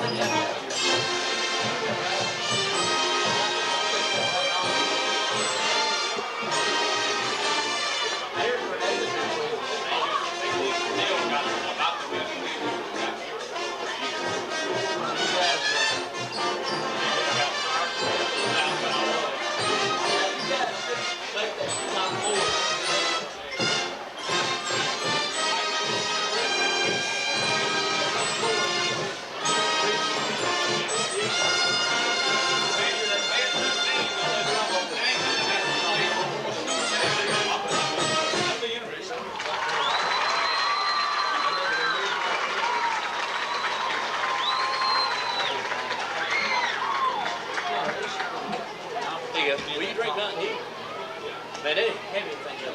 No, don't worry about it. He'll pay it. Just check your cap, you may win. We'll split it. We'll split it if we win. This will be how much it is. I'll give it to you. I don't think I will. Huh? No, I haven't. I talked to you on the radio.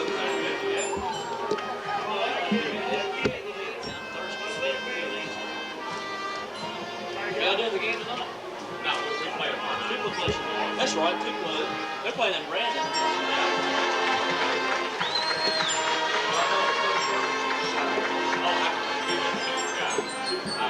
He'll do a good job. Who's that now? Who's that? Bill. Oh, he'll be super.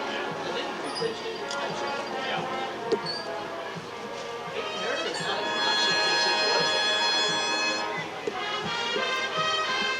They'll be good, but I mean, I thought that he'll do a good job last year. I thought they overachieved themselves. Had a good year.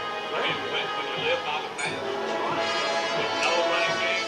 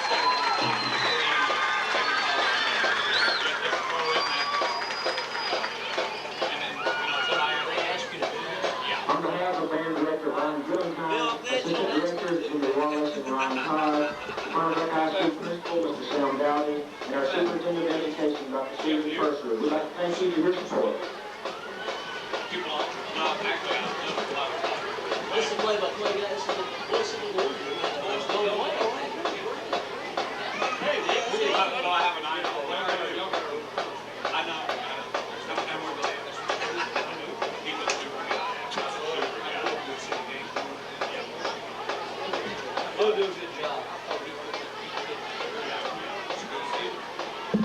a good job. Good. We can add a quick interview. He'll do it. Do it. I'm not supposed to know others.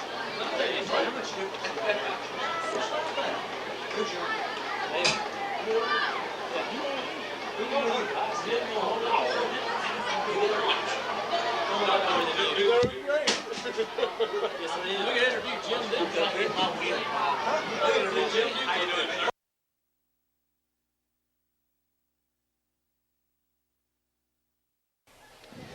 We're at the halftime intermission with Pontotoc leading 24-0 over the Bruce Trojans as we've been entertained by both the Bruce Trojan Marching Band and the Pontotoc Warrior Marching Band. Paul, we got a special guest up here at halftime here for the next few minutes before we bring back the second half. We've got the voice of the Tupelo Golden Wave and also Pontotoc native Jim Duke. And Jim, we appreciate you taking some time to be with us here during halftime. Well, Patrick, it's great, and we've seen an exciting first half. Pontotoc has done a good job. A couple of punt runbacks for touchdowns, a field goal. So looking good for the Warriors tonight.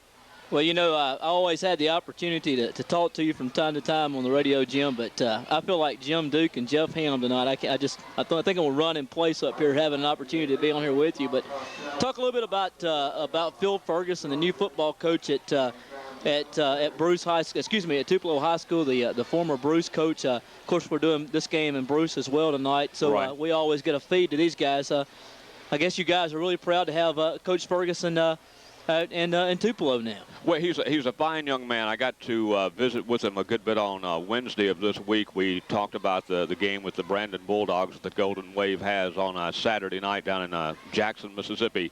But I have a feeling he's going to do great things, just as he did at Bruce. I mean, he got a state championship down there for the Bruce Trojans, and I expect him to do the same thing in Tupelo. One thing is, last year the Golden Wave lived and died by the pass, if you will. We're going to see an option ball club. We're going to see a lot more running. We got a good tailback in Coco Knowles. We got some good receivers. Kevin Caldwell, the 6'7" junior this year, he's coming back. Of course, we got Damian Jenkins. He'll play tight end. He's about 275 pounds. But it's going to be great working with Bill. Like I said, he's a super guy, and it's good to have him in Tupelo. I guess it'll be difficult for Coach Ferguson to replace Jonathan Bell and Stan Hill. I guess Hill has gone to Marshall, if I'm not mistaken, and of course Bell at Mississippi State, and both are really fine players. And I'm sure he had other seniors that he lost. I saw today, I think maybe they were picked fourth, if I'm not mistaken, maybe with Grenada. I think the Clarion Ledger maybe had them picked fourth in their division. That division is really tough, isn't it? I would say Division I 5A that has Tupelo, South Panola, Starkville, as you said, Grenada, Columbus. I think in 5A football, that would be just about the toughest division in the state of Mississippi. You always have South Panola in there in the final playing for the 5A championship. Starkville not too far behind. Of course, Tupelo was fortunate enough to win the division championship last year, lost in the second round of the playoff. But as you said, 5A football in North Mississippi is tough.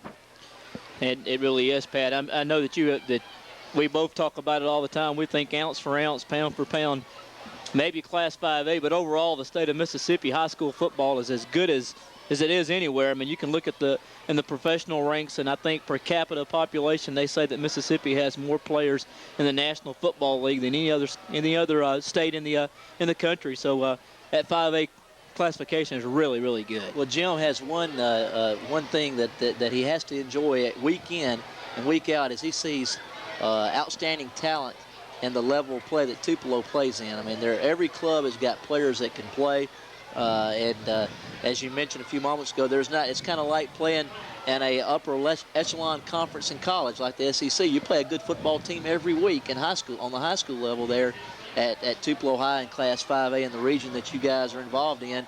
And Paul, getting a little bit off the football note, or not off the football note, but still in the football vein, this guy is a legend. I mean, I know that Jim is kind of going to be reluctant to answer or not to really comment on this, but, I can remember 20 years ago as a kid, hearing radio broadcasts and Jim Duke carrying football games. This guy has been doing football games for a long time and one of the pioneers in the area doing high school football. And to be quite honest with you, Jim, I think that the standard that a lot of us are judged by, and I think that you do an excellent job. The city of Tupelo and Tupelo High School athletic department has been very, very. They've been very. I'll be quite honest with you. They've been fortunate to have someone of your caliber doing their games for a long time. Well, listen, I do appreciate that, but it's not so much Jim Duke. You know, just like it's not Pat and Paul.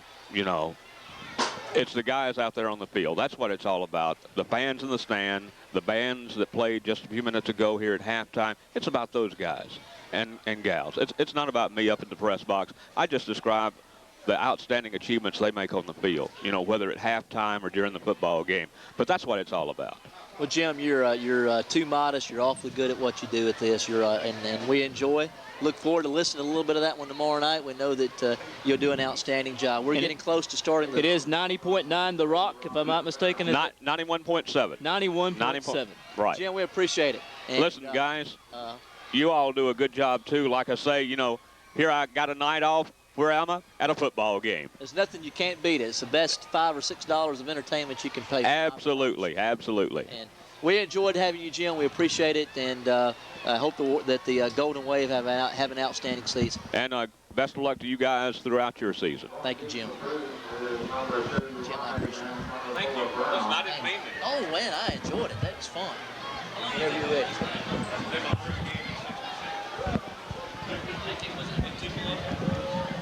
No, 66. Are you ready, Bill? I was born in 67. Okay. Thank you. Yes, sir. And we begin the second half of play as on the return, Andy Bean as the ball pops loose. And again, bad misfortune for the Trojans here early on. It looks like that the Warriors are going to recover it, Bill. And again, the problems continue for the Trojans. Wow, that is exactly what you do not want if you're Coach Rudy Pope and staff. And, you know, Patrick and Paul, you don't want to come out here the second half, just a big mistake like that. But, you know, it's going to happen.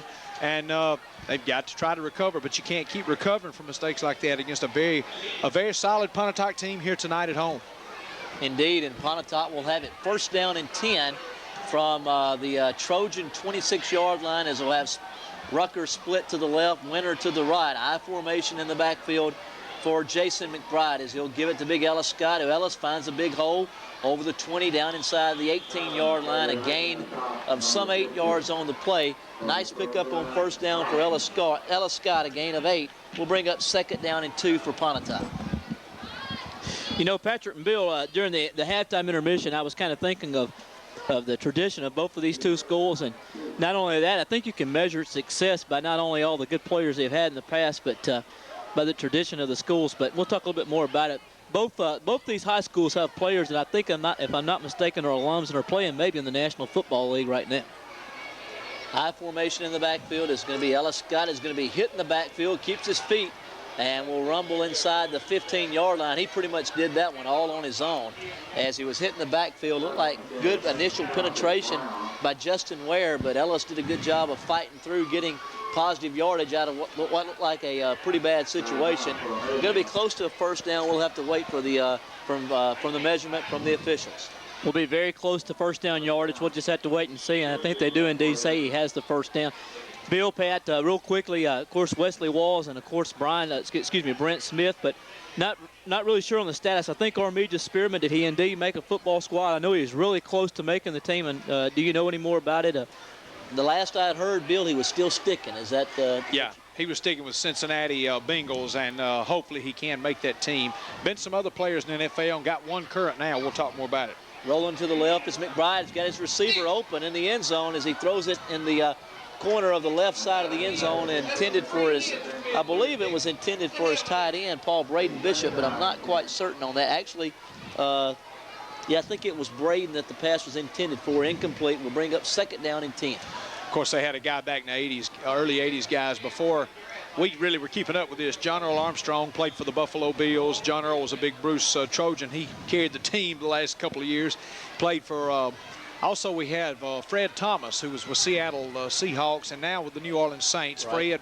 Fred graduated Bruce in 1991. So both these teams, as you said, Paul, rich in tradition within NFL. As they'll have twins to the right, I formation in the backfield behind McBride.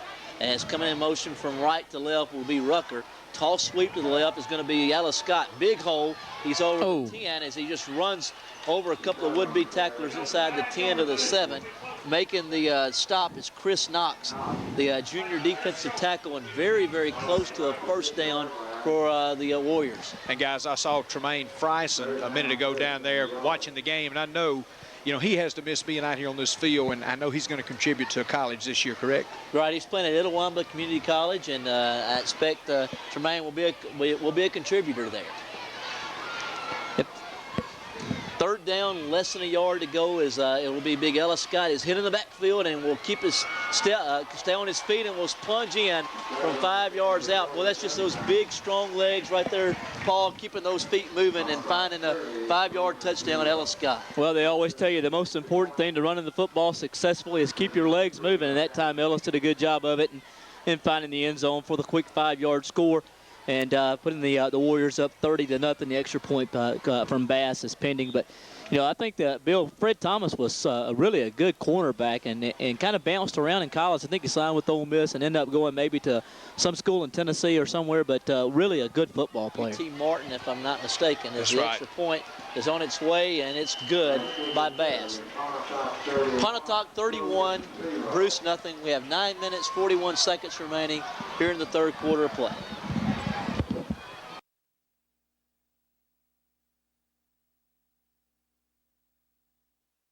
And Brown and Wright standing right along their own 10 as it's going to be Brown at his 5 as they'll set the wall up. It's inside the 20, inside the 30, trying to get the corner and finally ran down by Brian Rucker is Brown right along the 34. Good return by Brown.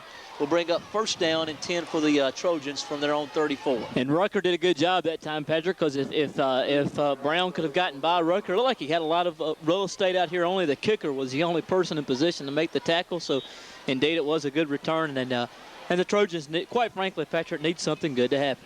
You know, you're talking about the Saints, Bill. I think that the Saints have a who's who of Ole Miss players there right now. I think they got 4 or 5 on their roster right now. Yeah, absolutely. We may have to. Norman Hand's there now, isn't he? Yes. Yeah. As they'll have split backs in the backfield. There's going to be a give to the fullback. And over the 35, along the 36-yard line on the carry, it appears that it's Justice. And he'll gain, we'll call it a gain of 2. It'll bring up second down and 8 yards to go. Of course, State and Ole Miss have a pair of Calhoun City players. Kendall Robinson, a 6-year senior for the Bulldogs, and Chad Cook, a linebacker there for the Rebels, both doing a great job and both leaders this year for those teams. Of course, Kendall was injured last year, got the 6-year of eligibility, the medical red shirt. My understanding, the young man has looked really, really well here in the fall practices. High formation in the backfield as Brown will sprint to his left, look upfield, and will now just tuck it under his arm and gets over the 40 up to about the 42-yard line where he's ran out of bounds by Braden Bishop. Good open field tackle by Braden. A good job of buying himself some time by Brown. A good job of finding positive yards. You can tell Brown really is a good athlete, and if they can get him out on the corner a couple of times, he can make some things happen. He can make a few people miss, and he's athletic enough when he gets on the corner to make things happen, Patrick. Well, that's a gain of 7. It will bring up third down and a yard. And, guys, Bruce really, really needs a first down. They haven't had a first down tonight. Wow. And they have the ball third down and less than a yard. It'd be really good right here if they could pick up this first down and move the chains. And again, we have movement along the line of scrimmage. Unless Pontotoc moved off sides, Paul, what did you say? I think it's going to be against Bruce, Patrick, and they didn't get the first down anyway. I mean, he came up quite considerably short. Great penetration that time by the Warrior defensive line. It was a legal motion again, a legal procedure against Bruce. And I think it'll be a dead ball penalty. They'll have to accept it. So it'll be third down and 7, and still they don't have a first down. Well, and it's for I think the 7th time in the contest tonight they have been whistled for an illegal procedure. You know, guys, I was talking to Patrick Tishalando Jones a couple minutes ago outside, and after the play's over with, I'll kind of give you some information he passed along to me that I thought was quite interesting. As Brown will have Receivers left and right as he'll throw the screen out here as to Kamitra's right. The ball pops free and actually rolls out of bounds. I think Bruce will have a first down. The benefit of the fumble is going to get him a first down. What a super way to pick up your first down of the football game. And unless they can't advance a fumble, we'll just have to wait and see, and maybe they'll spot it for where it actually the contact was made. But I think they're going to give them first down yardage and a break that time for the Bruce Trojans. They pick up their first down of the year 2000, and I guess in the new millennium, Patrick, as Bruce will pick up the first down. And they pick it up in a very, very interesting way. Well, and that was, I don't know if we would consider that a run. Was it behind the line of scrimmage, or was it a pass? I have no earthly idea, but we'll consider it. I'll tell you what, we'll consider it a pass. We'll say it was a passing first down because it was really close. Again, it's going to be a carry by Justice, and Justice, good positive yardage, moves over the 40 down to along the 39, and again, good pickup by Justice. We'll call it a gain of 9. And Bill, again, very, very close to their second first down of the millennium. Yeah, right. This is by far the best drive Bruce has had via the fumble, what have you. But they are able to continue to keep moving the sticks. And guys, that's what they got to do. They got to keep their offense on the field, keep moving the chains if they ever expect to get back in this. Second down and 1 yard to go from the Pontotoc 39-yard line. As Brown will have an eye in the backfield set behind him. And again, looks like Bruce is going to be guilty of moving a little bit early. Just really hurting themselves with a lot of movement on the offensive, on the just coming out of their stance there, Paul. You know, there's something that you can say about this. If you're Coach Pope and his staff, you hate to see these penalties, but Bill, these are correctable errors. You know, it would be a different story if these weren't things that couldn't be corrected. You think about it, they've got a lot of football to play before they get into division play. You know, and as quite frankly, these are errors that can be corrected. So you at least this is something that can be, with practice, can be corrected. And many of these guys, you got to think, are playing their first actual football game on the field. So, yeah, there'll be a lot of corrections made. And it's going to be Dixon on the dive play, and he's going to get back maybe to the line of scrimmage. No more as Ellis Scott along with, look like Barry Logan might have came up from his defensive end spot and stood him up right there along the line of scrimmage. We'll call it no gain. We'll give him a gain of a yard. It'll be third down and 5 yards to go for the Trojans. Barry Logan looks like he's really bulked up some since last year, Bill. Of course, you know the young man. I'm sure you've known him from a long time since you lived in Bruce. And kid looks like he's really cut up right now. I mean, when he was a kid, because we went to church together. His dad's up here up top with us. But, yeah, he's become a man all of a sudden. Brown will throw one here in the middle of the field. Looked like it was intended for Daniel in the left flat. It's over his head, incomplete. We'll bring up fourth down, and the Trojans will be forced with a decision right here. And you'd have to think possibly, Bill, they might try to go for it right here. Exactly. Down 31-0 here, halfway through the third quarter. You take a shot at going for it, but with the field position Pontotoc's had, if you don't make it, you've still got fairly good field position for Bruce if you're defense. Guys, last night, I don't know if we talked about Lafayette County Amory. Did anybody catch the Biggersville Belmont score? 33-32. My understanding, Biggersville scored 2 touchdowns in the last 2 minutes to win that football game. Must have been some exciting fireworks over at Biggersville last night in that football game. Well, Bruce is the Warriors not buying that. They're punting it right here.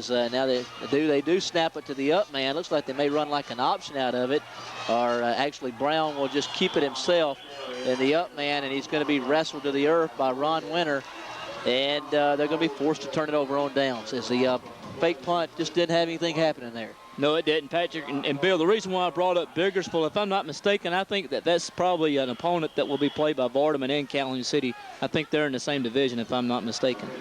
Yeah, right. Biggersville will play the Wildcats. We went on the road last year to Biggersville on a Thursday night game and saw Calhoun City just run roughshod over Biggersville. But yeah, they'll get their chance at the Wildcats and Vardaman as well. So a couple of tough contests there for Biggersville. Pizza Palace making Friday night football special for your family. Pizza Palace on the square, whether you were at the game or watching it on TV. Be sure and go by Pizza Palace for your favorite fresh hot pizza made by Pizza Bill. Hot lunch buffet served Monday through Saturday. Come on along and go where the fans go. Pizza Palace on the square in Bruce. Call 983-4330 and it will be ready and waiting for you. Pizza Palace. Go by and see them today. Let's mention Pontotoc sponsor Stegall Ford here in Pontotoc, your Ford dealer for this area.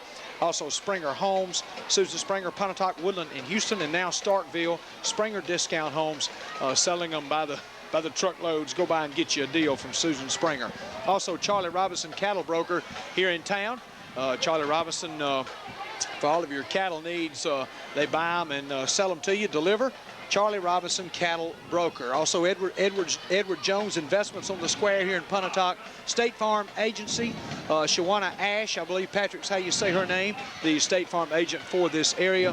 And Daffodils behind the old sunflower.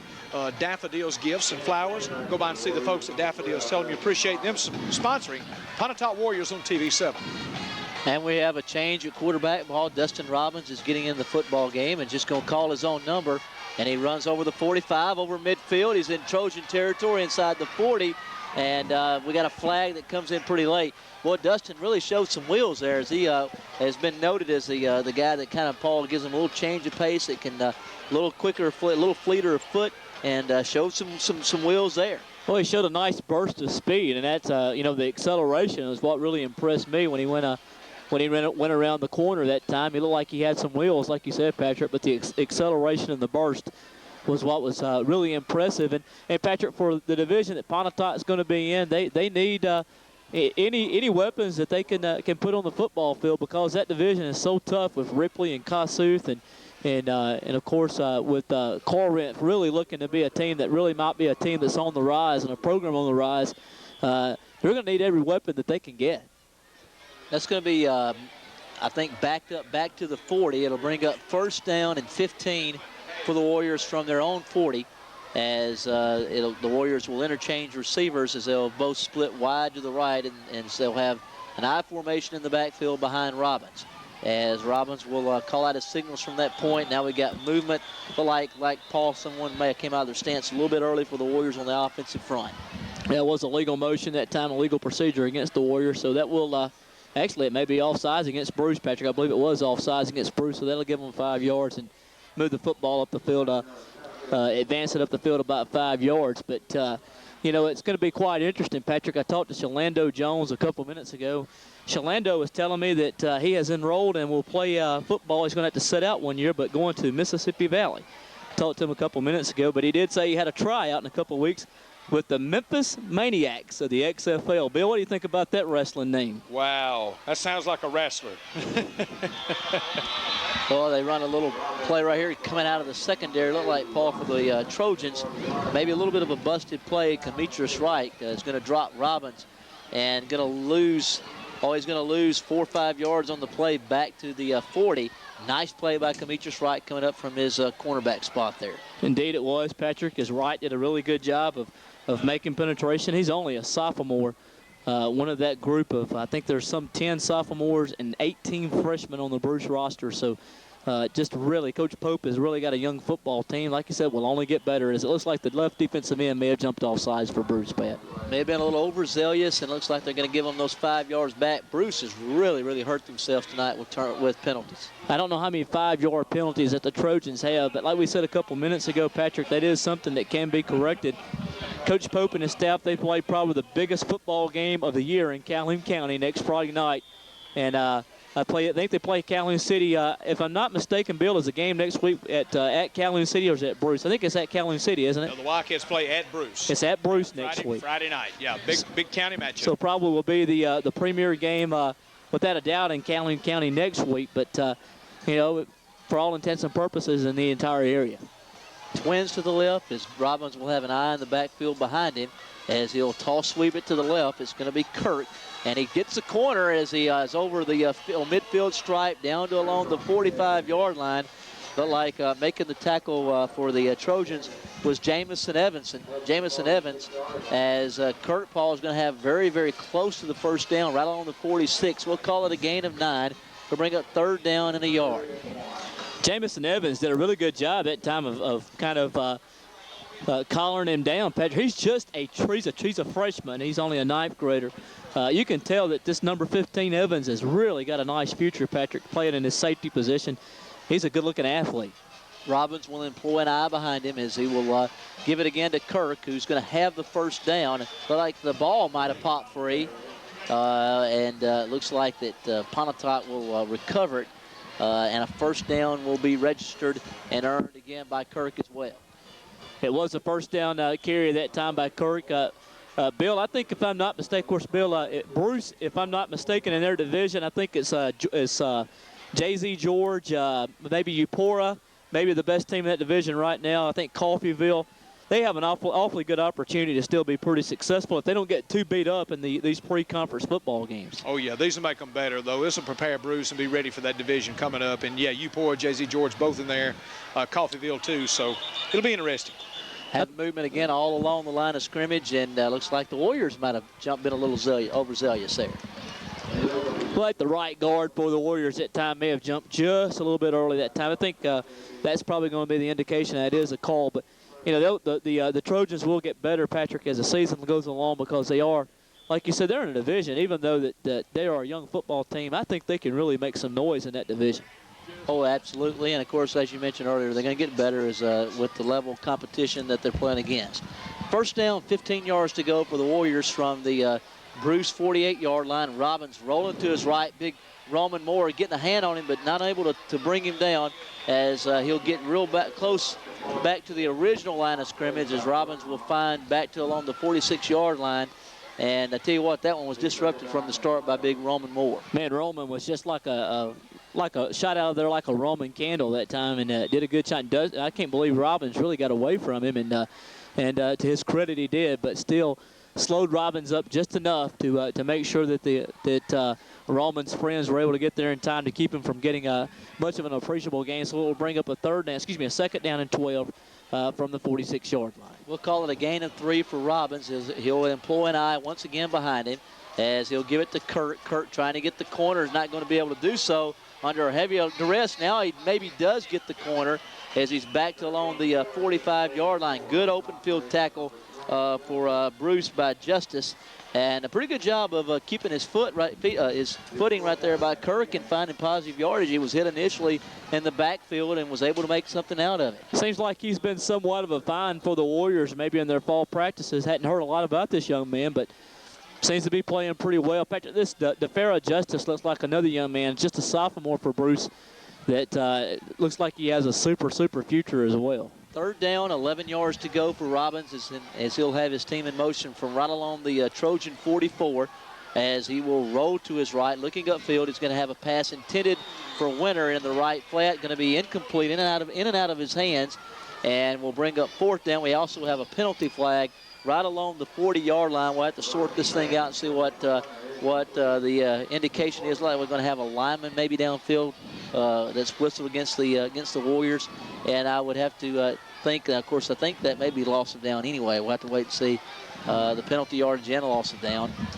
If not, I'm sure that Bruce will be more than happy to refuse it, and indeed they will indeed refuse the flag. We'll have to wait and see what's going to happen. They do refuse it, and we fourth down and 10 yards to go, and Paul Pontotoc looks like that they're going to go for it.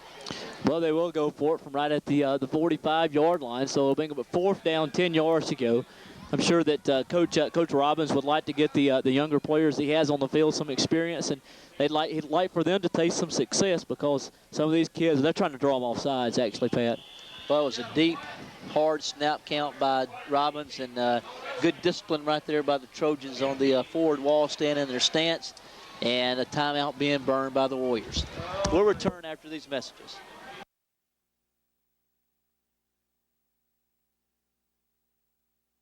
Long as the 44-yard line will step forward and get the boot to it, and calling for a fair catch for the Trojans right along the 14, actually the 15-yard line, Jamison Evans. And Bruce will set up shop first and 10 from their own 15-yard line. We have some minute and 54 seconds remaining here in the third quarter of play. Pontotoc leading in the contest 31-0. Pat will go over the top 20 in the state of Mississippi. This is a preseason poll. Madison Central is number 1, South Panola 2, Clinton 3. This is the big school poll. Moss Point 4, Jackson Provine 5th. Louisville and Clarksdale are tied for 6th. We'll go with the rest of them in just a few minutes. Brown will have his team in motion first and 10 from the 15-yard line as he will sprint to his left, will tuck it under his arms and run back across the grain. Now beats a couple of blockers and needs some blockers, but does a good job of finding some yardage up to about the 17 as he ad-libbed a little bit, Paul, and found some yardage. Gain of maybe a couple will bring up 2nd down and 8. Pretty nice play that time by James White, Patrick, as he kind of stayed at home when the play kind of broke down and came back in his direction. We'll go back with the top 20 again. Brandon, who will play Tupelo tomorrow, and Jackson is number 8, Meridian number 9, Starkville number 10, Gaucher number 11, Tupelo at number 11, tied with 11 with Gaucher, Hattiesburg number 13, South Pike 14, Lawrence County 15, Macomb and Gulfport tied for 16. The Shannon Red Raiders, Patrick, are at number 18, Forest and Greene County round out the top 20. Brown will drop straight back, looking upfield. He's got his receiver open, and the pass is going to be caught. Good job of catching the football as receiver, Demetrius Wright. A good throw right there again by Brown, and good pass and catch for positive yardage for the Trojans, and the first big play offensively for them all night. Super job that time, Patrick, by Wright. He did a good job of looking the ball into his hands, and a super throw that time by Brown. But more importantly, like you said, Patrick, something positive. I'm sure that Coach Pope would love nothing more to get the football in the end zone, score some points. If nothing at all, it would probably make some for a big confidence booster for the Bruce Trojan football team. Well, that was a gain of 41 yards on the play and on the pass play for the Trojans, and a big play from Brown and Wright.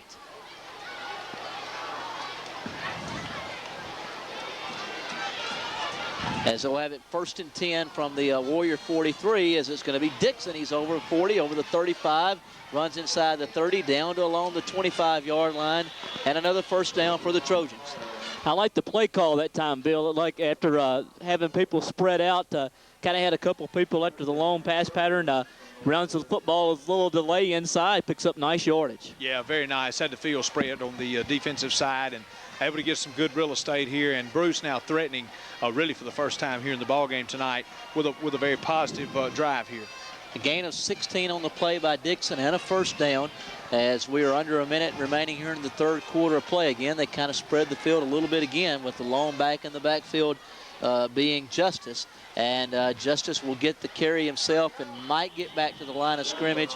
Actually, Paul, looks like he's going to lose a yard. It's Kendall Crum again, as well as a host of others coming up to make the play. I believe Lester Jones, maybe Rob Pickett as well in there to make the tackle, and what will probably bring to an end the 3rd quarter of play. We've played through 3. Pontotoc 31, Bruce nothing. Will return for the 4th quarter.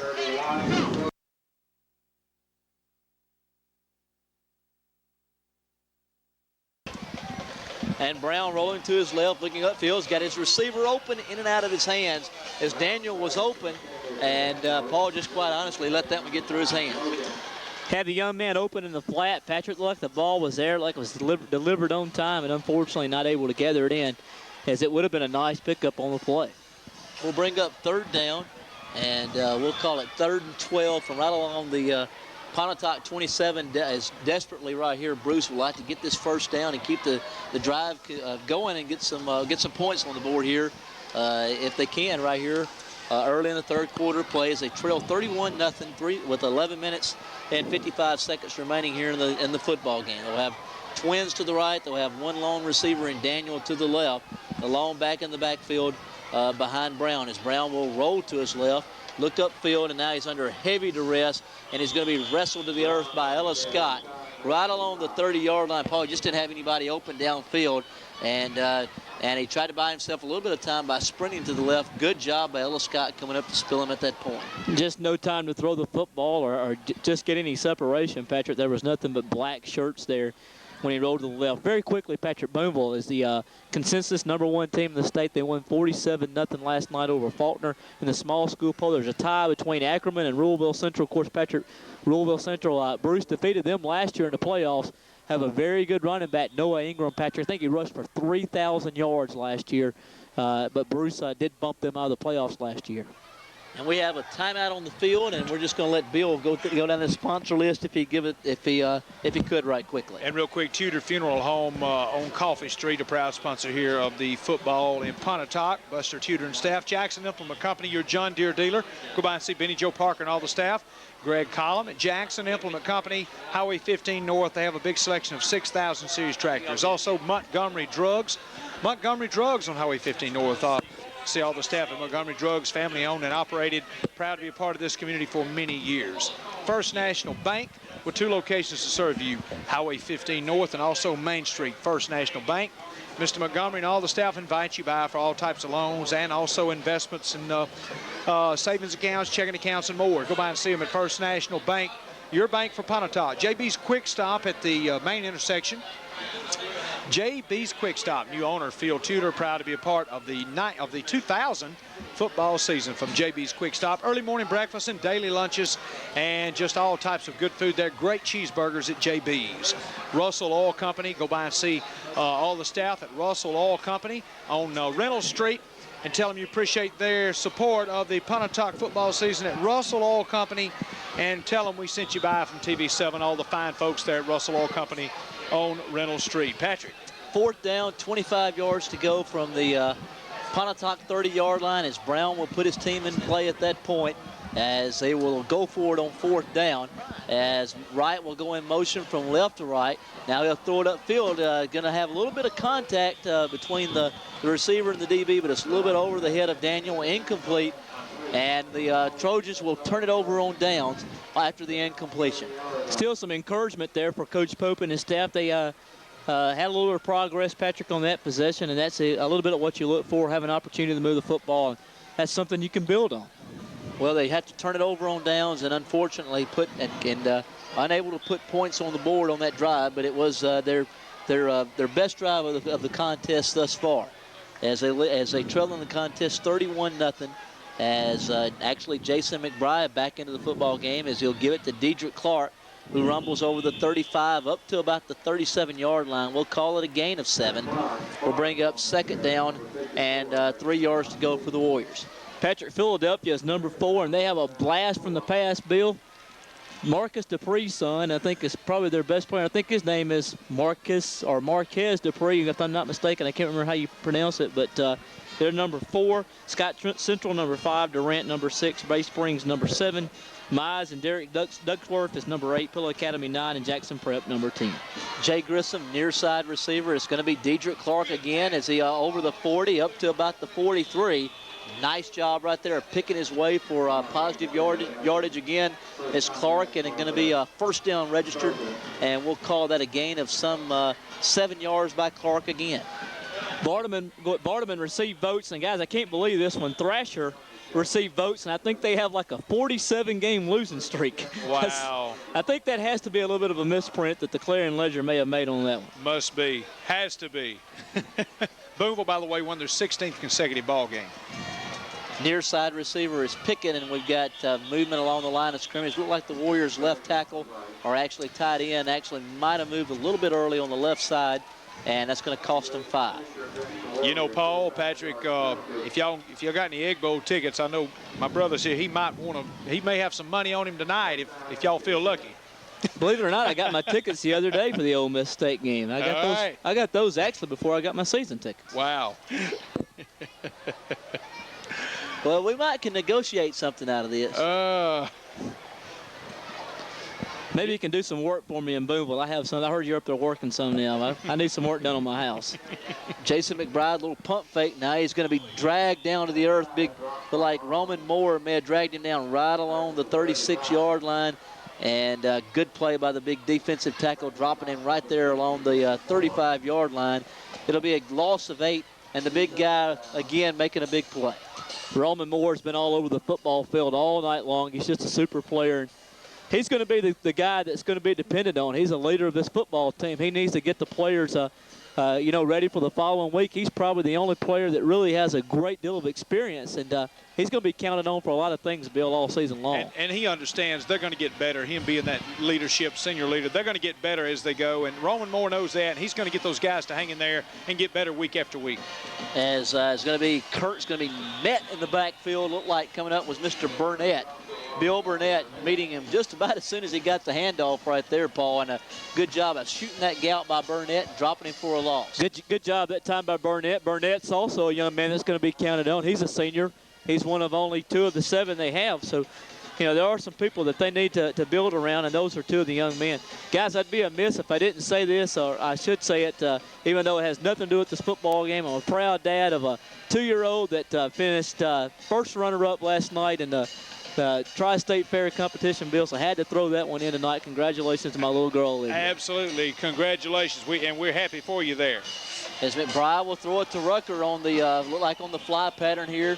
Good coverage running step for step with him was Jamison Evans. Paul, we've called the young man's number quite a bit tonight. Good coverage step for step with Rucker, and the pass is incomplete, and we'll bring up 4th down. And a good job defensively, a good set of downs by the Bruce defense, Patrick. Make them go 3 and out, get the football back, and you know, there's no question here in the second half. Patrick Bruce has done some things that have been something you can build on. They've played a little bit better defensively and have had a couple of sparks offensively, so some things they can build on. Indeed, as looks like Evans will step right along his 45-yard line as he'll then get the punt. Looked like for the Warriors that they had a new punter in the game. Instead of Braden Bishop, it was Brian Rucker, I believe, Paul, that was punting the football. It rolls out of bounds right along the 40-yard stripe with just a shade over 8 minutes remaining in the contest. Pontotoc leading 31-0.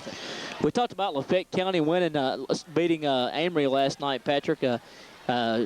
Bobby Hall, the former coach at Amory, won his first game at Wayne County last night on the road. And something that I found kind of interesting, I'm sure that was in the paper and all over the news today, particularly back in the Bruce area, Patrick, was Northwest being slapped on probation.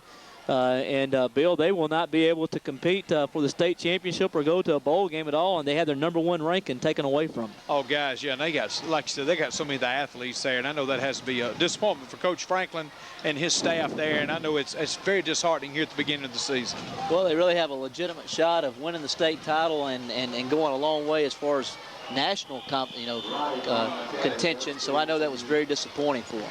Well, they potentially could win the national championship in junior college football. They have so many good athletes, and, you know, you just hate to see that happen. I mean, it looks like a technicality is what happened. I think it was like a 3-day window. They practiced a little early or something, but unfortunately, you just hate to see something like that happen. Yeah, and a lot of the good athletes that come in there from, they got several from Bruce and Calhoun City, the Calhoun County area, and now they won't really get a chance, you know, to compete as far as competition with playoffs go, but, you know, still get to go out there and play football, maybe go undefeated. Indeed, that will be a gain of 4 on the play. We'll bring up 2nd down and 6 yards to go for the Trojans. They'll have twins to the left, actually, as Wright will go in motion from left to right. It's a lateral football that is still loose on the ground, and Wright did a good job of alertly, Paul, just bouncing on that one as it rolls parallel to the 30-yard line, right along the 32, and that'll be a loss of, goodness gracious, Paul, another loss of some 12 yards on the play. We'll bring up 3rd down and relatively really long yardage right here for the Trojans. You know, the one thing that, of course, it's football, and we really enjoy it. It's good to be back up here, Patrick, doing these football games. It just doesn't seem like it's really real that football season has started, but to me, it'll be really in full swing next weekend as the colleges will start back. It'll really feel like a football weekend. Indeed, as a little draw action here to Wright getting over the 35 back to along the 37-yard line, as looked like he came up and dropped right along that spot. Looked like for the Warriors making the tackle for them was Neil Mays, and Mays dropping him right along the 37-yard line. It will be 4th down, and we'll call it a gain of 3. Actually, we'll call that a gain of 4, so to bring up 4th down and 13 yards to go for the Trojans.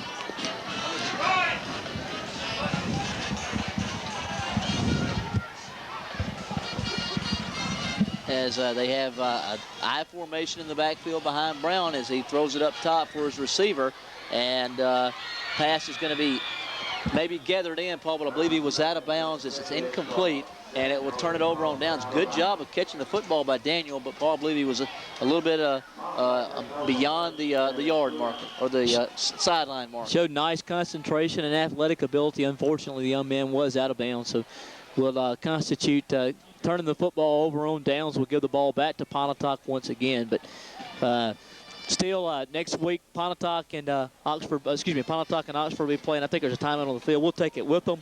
We'll be back after these messages from our sponsor.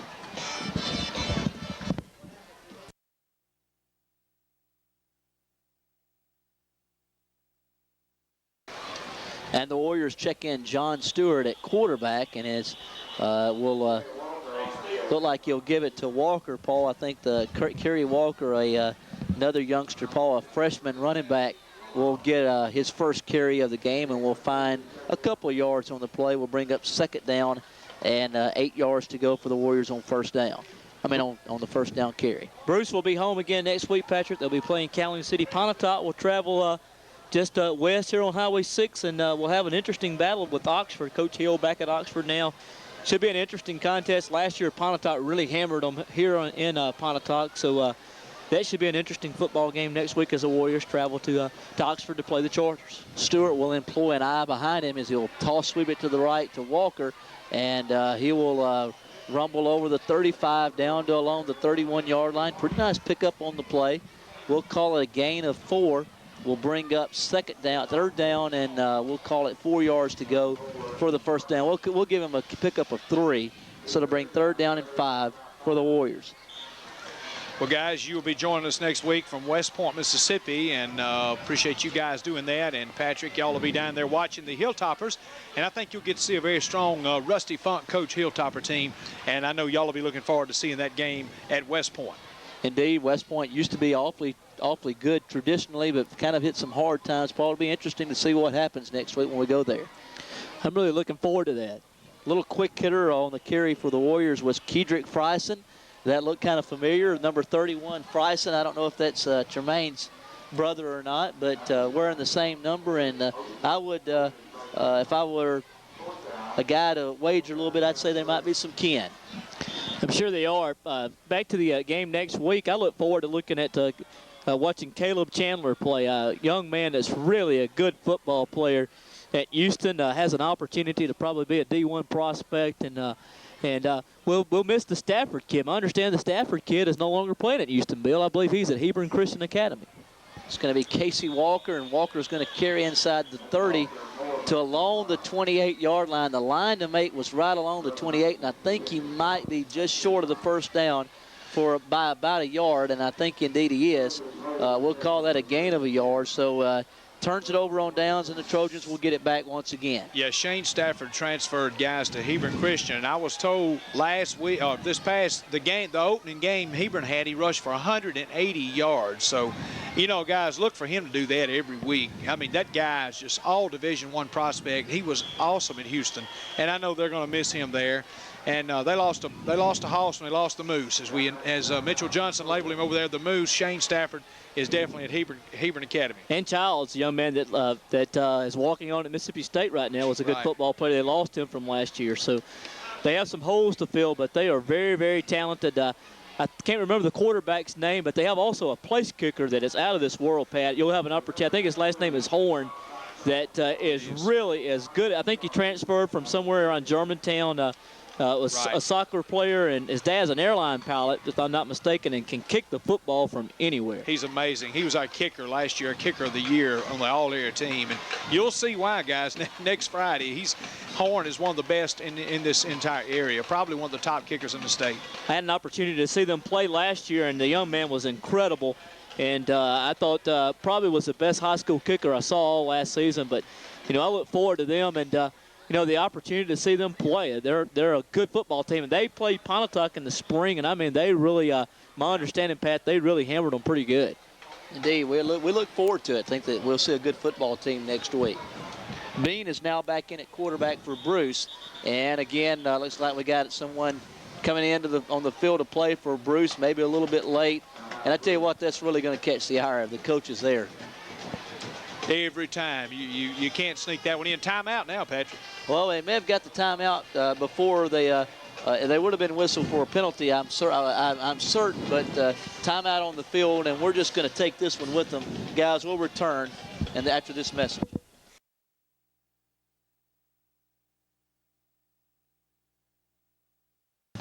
First down and 10 for the Trojans from their own 29-yard line, as it's going to be a dive play to the tailback, and not much going right there as Bean gives to his tailback. Looked like on the carry for the Trojans was Ish Stevens, and Stevens might have got a yard on the play.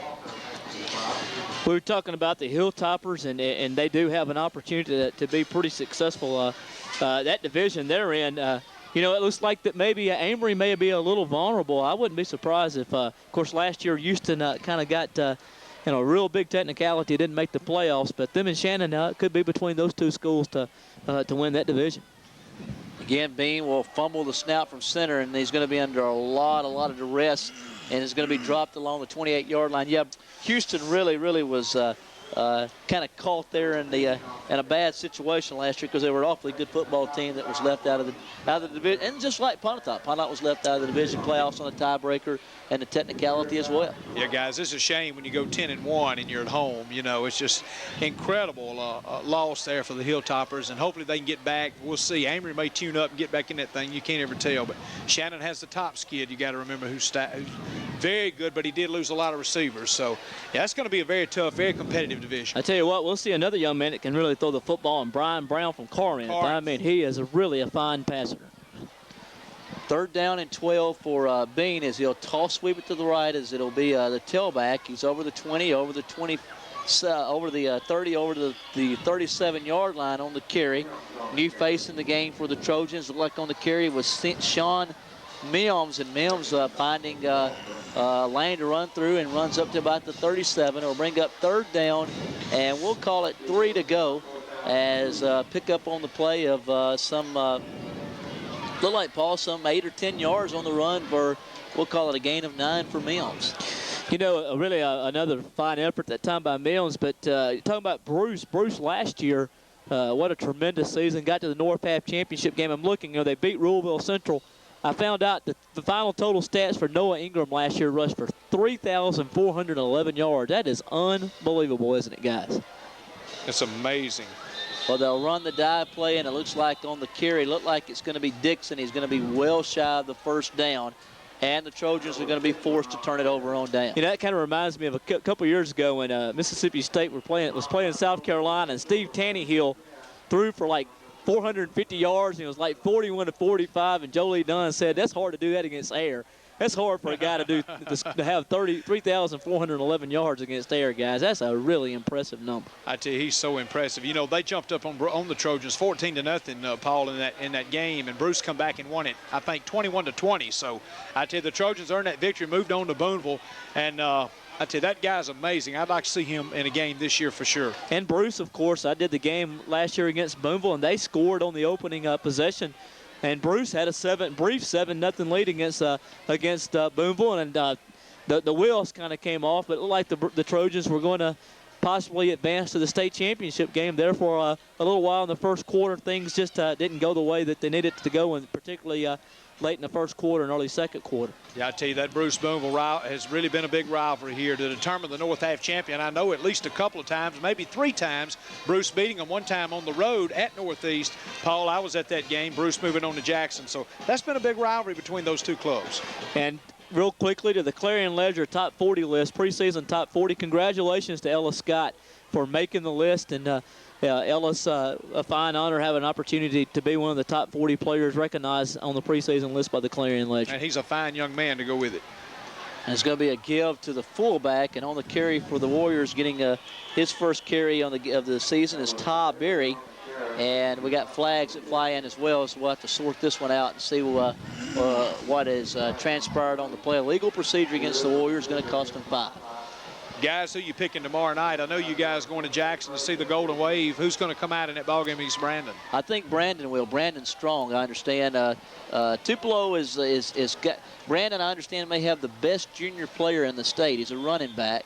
And he's just talking to Jim during the halftime. He was telling me that he was awfully good back.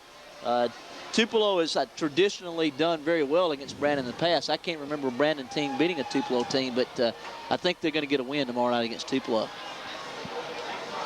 I agree with you. I think Brandon will win the football game as we have flags everywhere. But you're right, Patrick. And Mississippi football right now, there are skill position athletes all over the state. And probably for the first time in a long time, there are some super interior linemen all over the state of Mississippi. And, you know, in particular here, Patrick, let's talk about the Ripley Tigers. They're on the same, we talked about Shannon. Patrick Ripley is absolutely loaded. Probably has the best football team they have had in a long time. And they have 3 bona fide Division I college prospects, probably, and Akeem Lockett, Vashawn Pearson, and also the Brooks kid. So there's some good-looking athletes on that football team. You're exactly right. We'll see them a little later in the season. They have a lot of talent on that football team. First down and 20 for the Warriors. This will be for all intents and purposes, the last play of the game. And Stewart will roll to his right and will run out of bounds right along the 46-yard line. And Paul, I was wrong. We'll probably snap it one more time with him running out of bounds. That won't get us out of here, Percy, as what's the guy says that picks the ball games? Winners, losers, because there's going to be one more play. There's 3 ticks of the clock left. And actually, I think the coaches have decided just to walk off the field, and that will indeed be the last play of the game. Indeed, and Pontotoc will win this opening night matchup against the Bruce Trojans 31-0.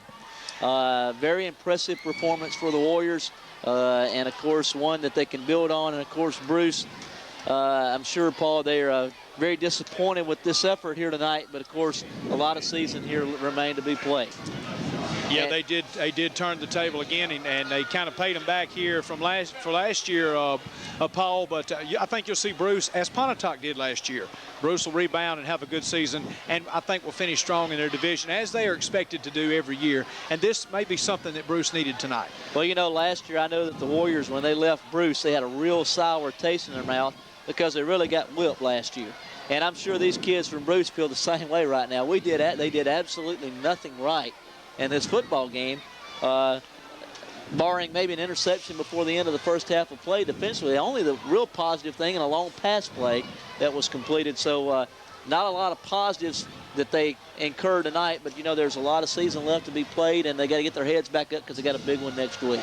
Well, they do. Bruce needs to put this one behind them and have an opportunity next week to play probably the most important game of the season. I mean, probably if you're a senior at Bruce High School or Calhoun City High School, the one football game that's probably talked about from the time that you're out of the cradle to by the time you're a senior, and probably all throughout your whole life, is what happened when you played against Bruce or Calhoun City in that particular game. It's kind of like an Ole Miss State football game. It's a rival game, and it's a game where they pack the stands. There's people that'll be standing on SRO type of crowd. So it will be fun to see what happens in that contest, Bill. And when Calhoun City was 2A, I've been to 3 of those games that decided the North Half champion. And, you know, between Bruce and Calhoun City, you've had the North Half champion other than Oklahoma for about 8 out of 9 years. So I tell you that now that Calhoun City dropped to 1A, it might have dropped it a little, but it's still a tremendous rivalry against 2 powers.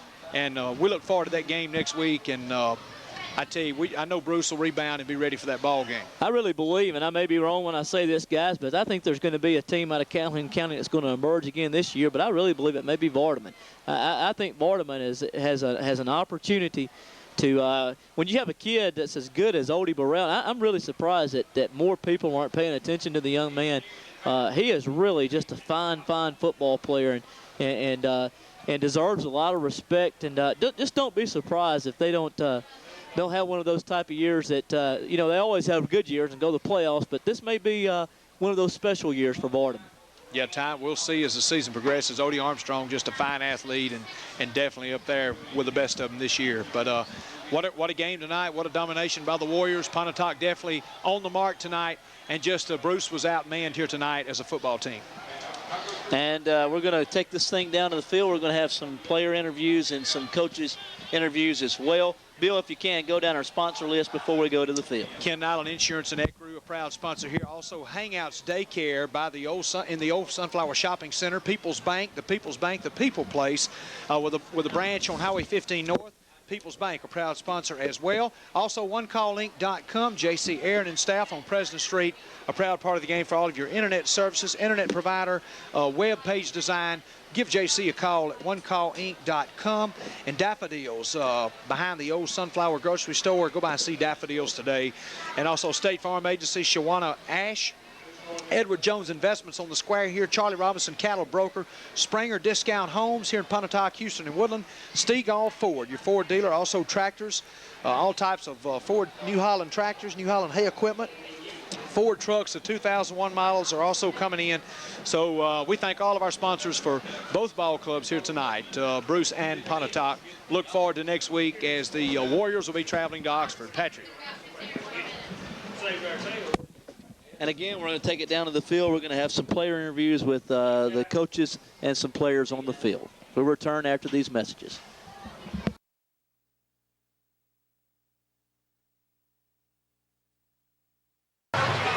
We're going to take you now to the post-game show from the field, where Patrick and Paul Blansett had a chance to talk with some of the players for Pontotoc and also head coach Dennis Robbins. You see they're talking to the Bruce head coach, Rudy Pope. Congratulations on Coach Robbins and his team for a big victory against the Bruce Trojans to start the season off. As you see some of the coaches and players on the field after the game, down to the post-game show now.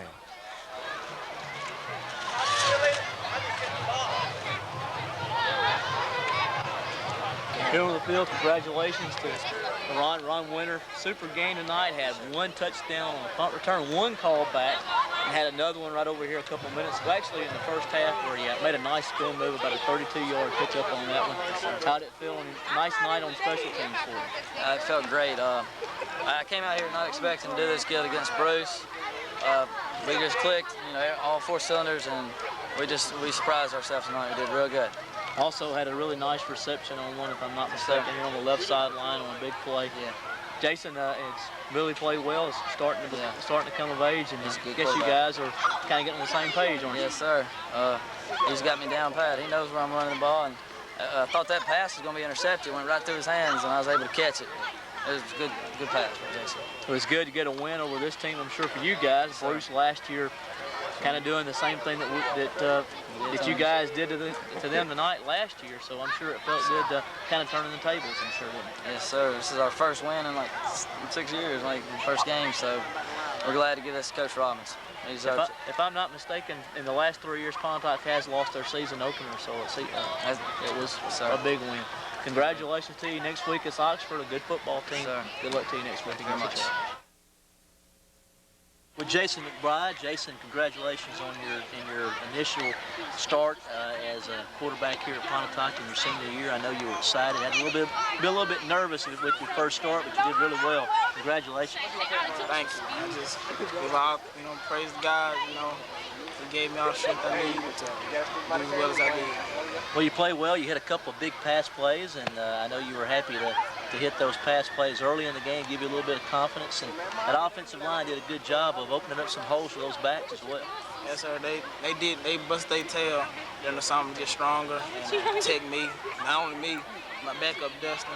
They doing their job. Well, you guys are different, are contrasting quarterbacks. You're a little bit more of the thrower, and Dustin's got a little bit in the speed department. Is a little bit better. Matt, well, not better as a runner, but known as a runner. So you guys are contrasting, which is pretty good. You can give defenses a little bit of different look, and based on how the tempo of the game is going, one of you is going to be effective. So that's a good situation.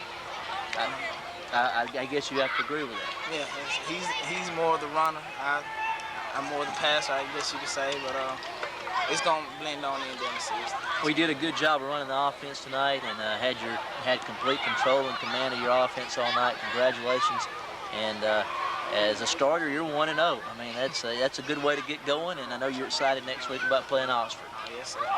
And just one game at a time. That's all we're looking for. Appreciate it, man. Congratulations. See you next week. All right.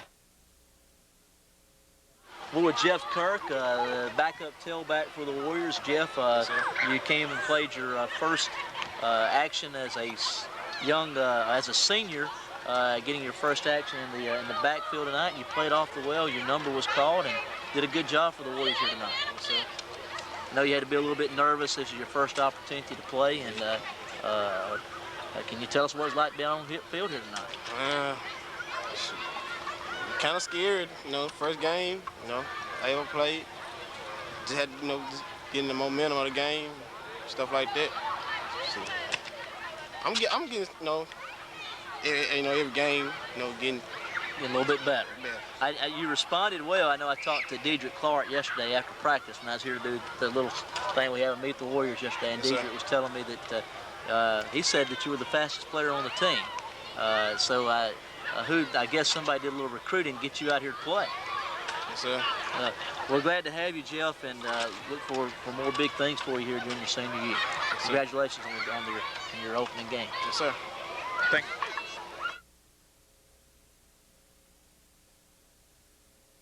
We're with the safety here, and Mr. Rucker, you had a good game here as in your senior season. You guys get off to a good start and a win over a team that thumped you pretty good last year. Had to feel good to get a little bit of a little measure of revenge tonight. Yes, sir. Yes, sir.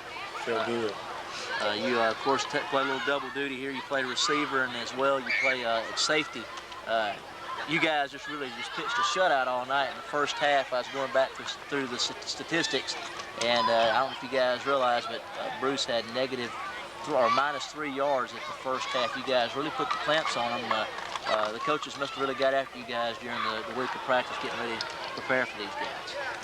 Well, had to be awfully excited, wanting to win this one after the way they did you guys a year ago. And this is a good Bruce football team. They'll get better, awfully young, but had to be good to get to win number one. I understand you guys have had some trouble winning openers here in the past few years. I know it had to be good to get that win. Yes, sir. Feel good. So we appreciate it, and good luck for the remainder of the season. Of course, you got a tough contest next week against Oxford. What do you guys expect? Well, we're going to try to do the same thing we did last night, just drive the ball on offense and shut them down on defense. Okay. Well, we appreciate it, and good luck for the rest of the season. Thank you now. Coach Robbins, congratulations on getting win number one here tonight. I know it feels good to get a little bit of a measure of revenge. I know you don't like to use that word, but these guys really whipped us pretty good last year, and it felt good to come back here and get a win. Yes, it does. We're glad to be started off on the right foot with the victory. We haven't done that in the last few years, and Bruce, you always respect Bruce because they've got a fine football team and a lot of tradition there, and their kids played hard, and they're just young, and they're going to be a lot better for the end of the season. But I'm very pleased with the way that our kids came out and played today. I think they did an excellent job. Yeah, they were a really young football team. I know that it was good to kind of get up a little early on these guys and get your guys some confidence as well. You answered a lot of questions on offense. Got some. I thought that Jeff Kirk came in at a little bit of a relief role at tailback, and of course Ellis and Diedrich both played well. And Ellis, of course, ran well early. Also, you got a lot of help with special teams. Ron Winter just had a really big game tonight, returning punts, and that set the tempo, I thought, early in the game. Right.